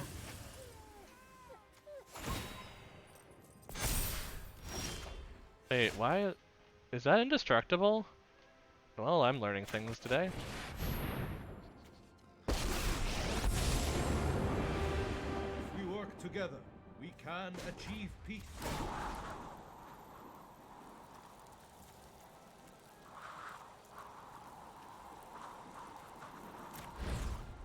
Now is the time to strike. Well, I'm gaining a lot of life, I've noticed that. That's not to be ignored, but I think I do have to go ahead and put that on here. I trust in your abilities. They're probably just gonna block with Kudra, right? Because Kudra is indestructible, so I need some way to get rid of the Enforcer. Yeah, so this isn't a good attack. There's probably not going to be any good attacks. Now, I'm going to force them to attack into Basri, which is why I'm kind of doing what I'm doing. Oh, they have Demonic Embrace. Never mind. Bye, Basri. There's no defense against that for me. Wow, Demonic Embrace. What? They're just playing like humans with Demonic Embrace? That's kind of an odd choice. But I think I'm dead, because they've stalemated the board, and I don't think I have any... I mean, I guess I do have Baneslayer, which wouldn't be too bad, so that could come out. I do have a Speaker of the Heavens. Well, I don't have enough life for that now. I have an Elspeth, yeah, so I do have some things. It's just I'm probably dead here. So I have no way to block the Haktos. I just forgot that it was indestructible. If I had remembered that, I would have kept my cat, but... Well, if I don't get like an Elspeth here. Elsiad's Bounty. I think I win. So I put it on the Elsiads. Hallowed Priest goes up.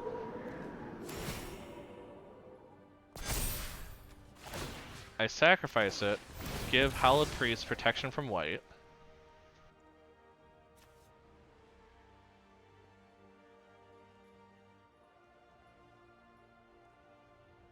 Because I can't block that. Or let's do protection from black.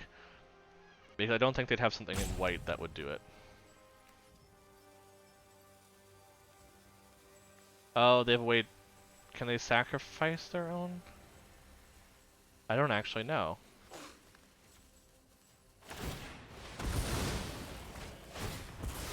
Well, crap. Okay. Yeah, there was no way to win this then. Still gonna attack here. We'll get the lifelink, why not? We'll see if we can draw an answer, but that's definitely not helpful. Oh, Outlaw's Merriment. Let's just add to the fun, shall we? This is a cool deck, though. I can't be mad at it because it is a cool deck, but it is rough to play against. Speaker is not really helpful right now, I'm gonna be honest. I'm gonna play it just because it's a creature, and it gets me life. These aren't really blocking anything, so might as well just attack, get some damage, draw, you know, again, gain some more life.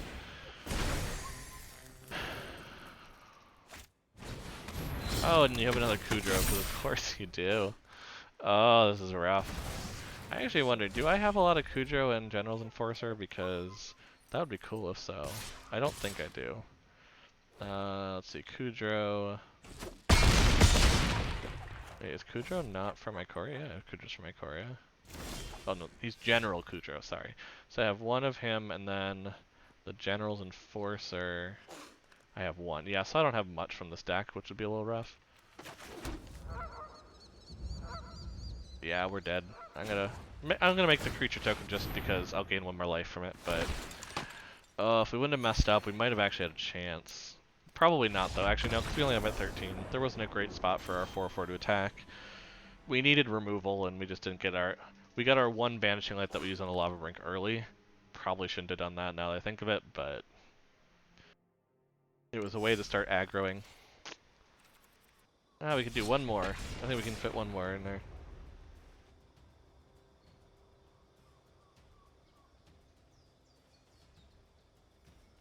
Yeah, being tagged and things, so I thought I'd check it out.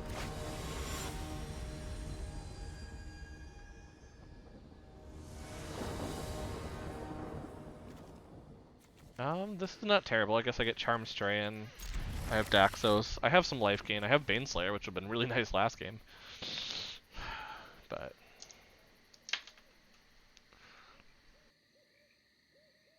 and I promise I do actually win more than what is showing on camera. But for whatever reason on camera, I am not showing some great stuff here.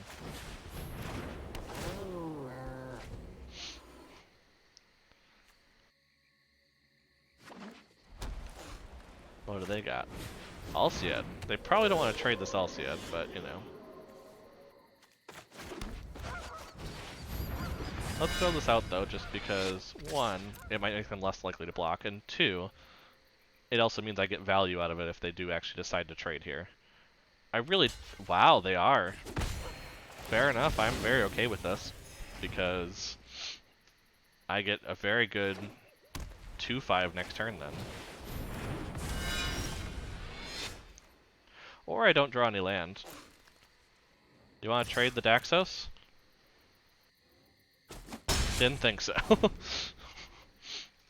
Oh, now I'm not going to draw land apparently, so that's the next fun thing in this draw. Because yeah, they're going to start gaining a lot of life from this now. This is what was supposed to happen for me, but apparently I just didn't draw land, so...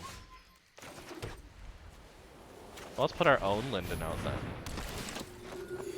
And let's just say no attacks actually. Let's make it where we have a stalemate now, where we have the same cards. What do they got? Aluris, fair enough. That's going to bring back their Alciad. They're getting the combo together that I want to get together. That's the problem. Now if I can get a Baneslayer out, it doesn't really matter. I'm going to gain a ton of life from everything. Well, I have my own Luris apparently.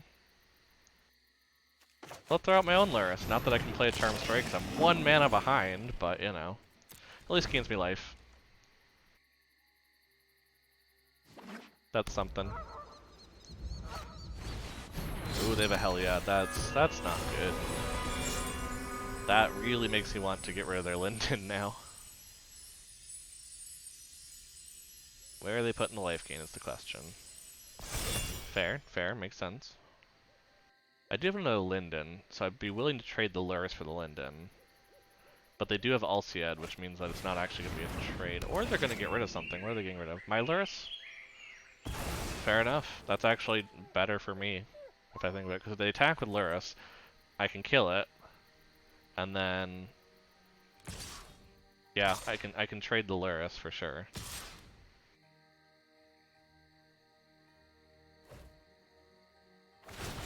That makes their Alciad tougher to deal with. Oh, nope, they're making it very hard to trade right now. Oh, because that's exactly enough to do. They knew what they were doing, and I absolutely hate it. So we're just gonna do this and take 10. Oh, I need some mana. I need some mana quick.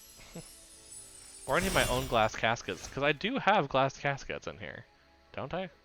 Yeah, I do. I have two. You know, it's like, come on. Where are mine?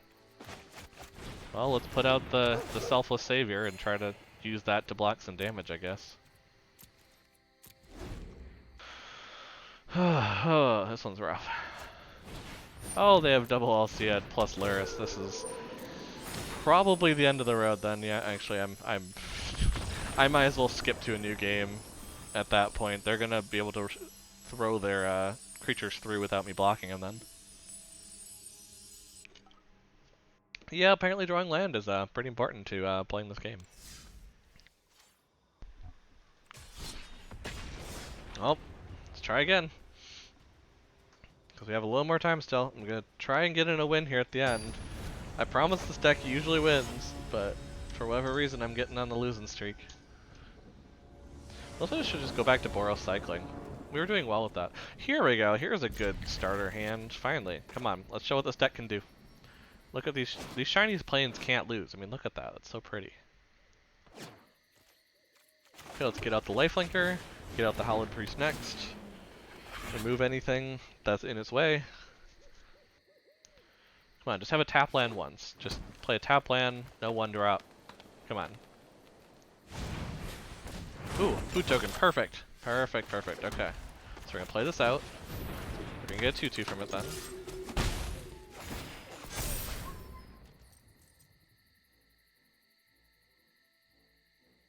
Come on, welcome to the jam. Now, if they play Curious Pair, is this Simic Adventures? Could be Simic Adventure.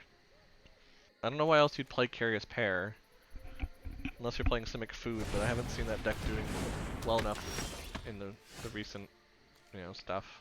So, I think I'm gonna Glass Casket.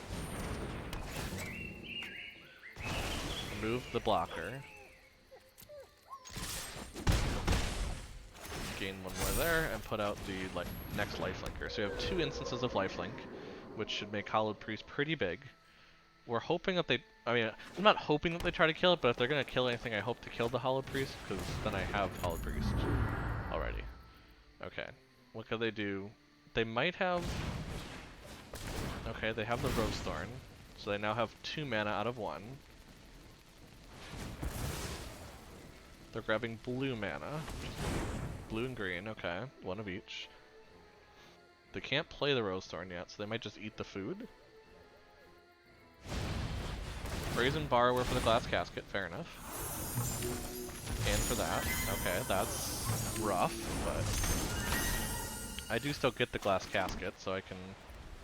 Glass Casket the Curious Pair. Again. Throw out the Hallowed Priest, again. And attack. Make it a 3/3 again. So basically, it just paused us a turn. They took 2 less damage than they, well, 3 less damage than they would have. But we're gonna keep on the offensive, even if they have double Clover, which is a little worrying. Not gonna lie. That's a lot of, yep, that is a lot of mana. Now they're doing it right now because it's a sorcery. And that's the only thing that seems a little weird with this deck is that what they're playing seems to be a lot more of a white mana. Oh, was it just they grabbed a mana of some color? Because that seems very odd. Okay, well there goes all of my stuff with that.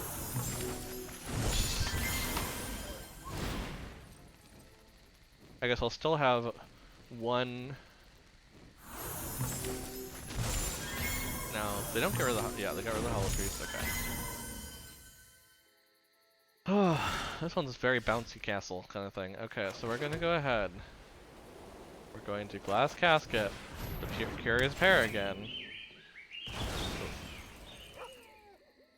We're going to play out the Hollowed Priest again.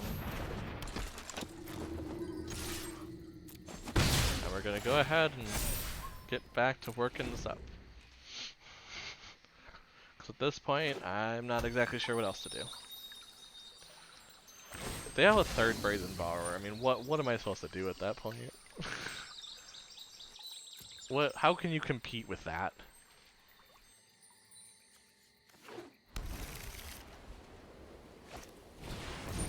Okay, Wandermare, fair enough. That means they can't do anything else this turn, right? Yeah. And that's an Elspeth, and that's a 3 mana, isn't it? Yep. Let's do it. Goodbye.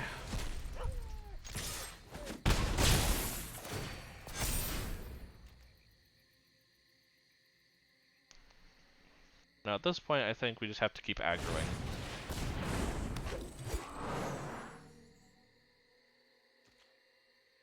Why are they? So they're playing Bant? I don't know. It's very bizarre.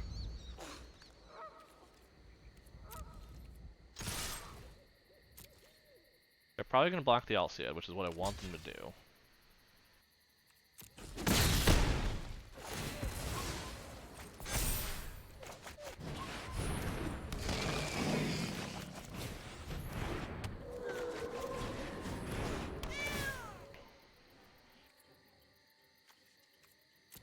I'm still gonna kill the Alseid this turn, because I'm just gonna bring it back with Elspeth's Conqueror's Death anyway.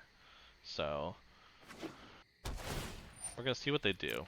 Yeah, they're playing Bant Adventure, which I've not seen this iteration. I don't think it's good, based on what I'm seeing, which is the nicest way to say that, but I see what they're trying to do. I just don't know what they're doing. It's very bizarre.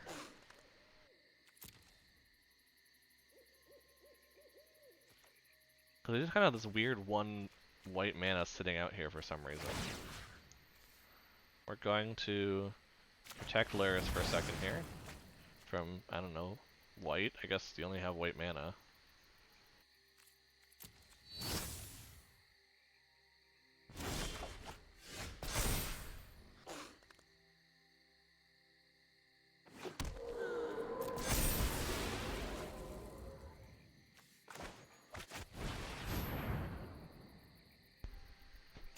Another Hallowed Priest.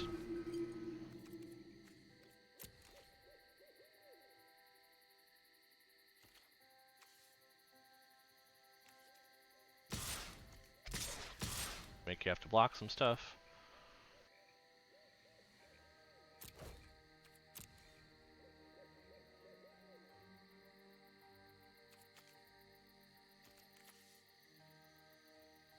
I don't know how they're getting out of this right now. I am very high up in life total. I have a recursion that is beautiful. I didn't play the other Alseid, didn't I? Okay, well we're gonna go ahead, we're gonna get this protection from green.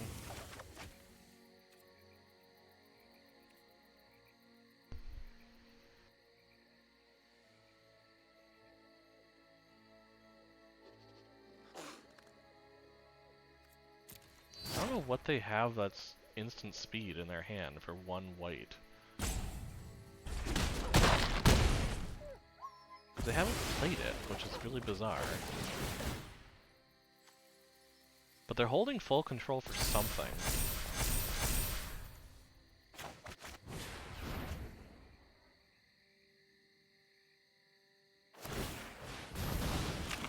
Oh, they had. That's why. Forgot they had that. Well, next turn they're dead. Unless they can find a way to kill me down from 31 life. Or wipe my board. Well, they have Love Struck, fair enough, but that doesn't fix their problem, because right now I can get 9 damage through. Oh no, they could block it by the humans now. That's unfortunate. I could at least make it though where I can have the 6/6 not be blocked by white, and they have to lose one of their green creatures, which is something. But I also can give protection to all 3 here. I don't know, we'll see what I get. They haven't played the Love Struck, which is interesting. Because if they don't play the Love Struck, I think they're in trouble? I don't know. We're gonna see. Yeah, okay, I'm like, I thought they'd be playing the Love Struck. It was kind of a weird choice, I thought, but... Well, my turn, we'll see what they come up with. I got another Lurrus, okay.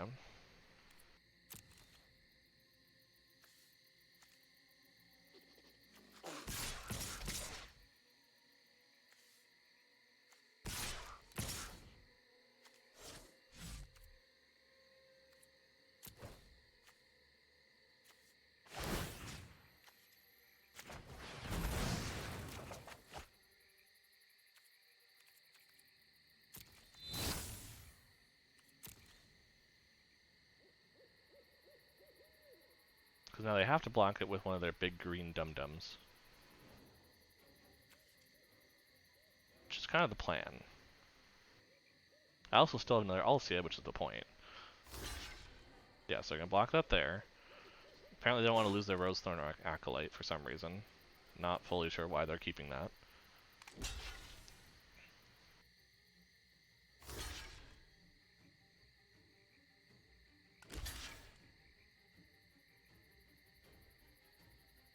Kind of okay with this, yeah. And next.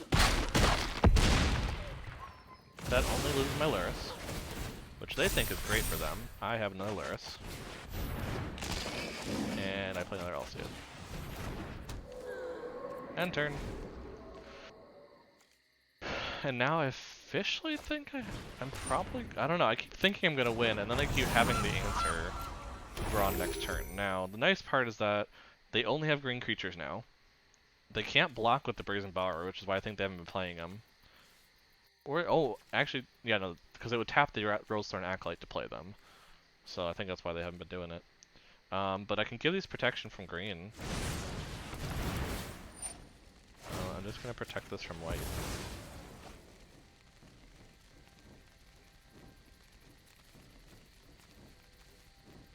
Oh, which is the purpose though. But the nice part is at least the original spell is going to fail. I can say that.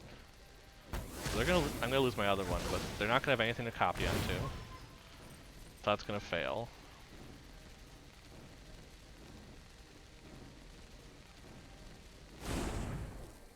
And it goes to the graveyard, which is nice, because that means I can get through with my Hallowed Priest. I don't think they have any way to deal with it, because they have no cards, yeah. So I officially win now. No, no, they have 2 to munch on the food, but it's very likely I'm gonna win at this point. I'll put it that way, because I can just kind of keep playing these Alciads, protect my Hallowed Priest.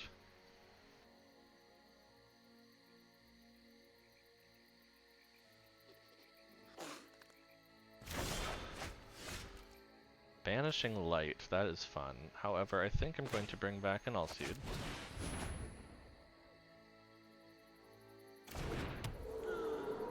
I am going to...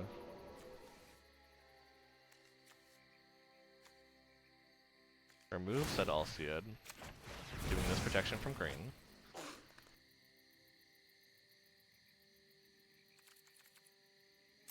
I'm going to attack with it. They have to eat the food.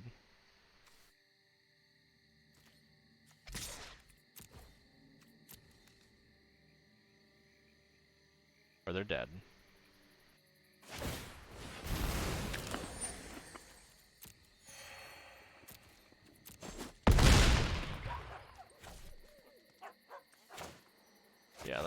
gonna Banishing Light one of the Clovers. Try to give them no escape in here. Because I can play their Brazen Bowers, it's just the Brazen Bowers can't block any of my stuff. So I don't have to worry about that. Okay, Beanstalk, fair enough.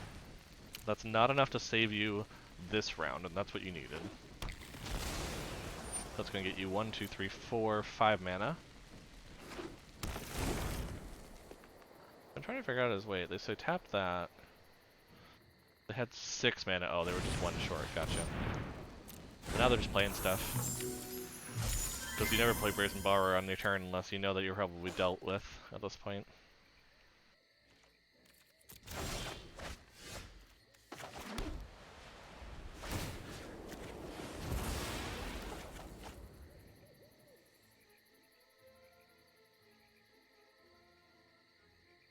Are you just gonna rope me now? Really? Good game. Come on. Hello. That's fine. You're still dead. Yeah, thank you. Like, doesn't matter if you crit food. You don't have any mana to eat it, 1, and 2, it wouldn't even save you. Oh, we gotta win. Took a bit, but we gotta win. Yeah, well, that was our... possibly like our 6th loss in a row before that. Wow. Birth of Meletus, I'm almost positive I have 4 of these already. I'd be, excuse me, I'd be very shocked if I didn't. Birth of Meletus, yep, 4 of them. Because that's the enchantment side of Theros that I definitely had enough of, so. But I think that's going to do it all for today. So I'll head back to the screen. Feel free to check out trygamers.com over here for some of our deck lists. Especially, I think the last deck tech we put out, we're putting out one soon. But the last one we put out was my Buff Friends with Swords deck, which is really fun now that they've came up with another Akiri that came out today, which I'm excited about, as well as the Nahiri that's out. You also, though, can engage with us on Twitter, Instagram, and Facebook at TryGamers, and we'll chat with you there. Otherwise, I think that's about it. You be safe. Uh, do your due diligence of quarantining, and I will see you in the next stream. Bye bye.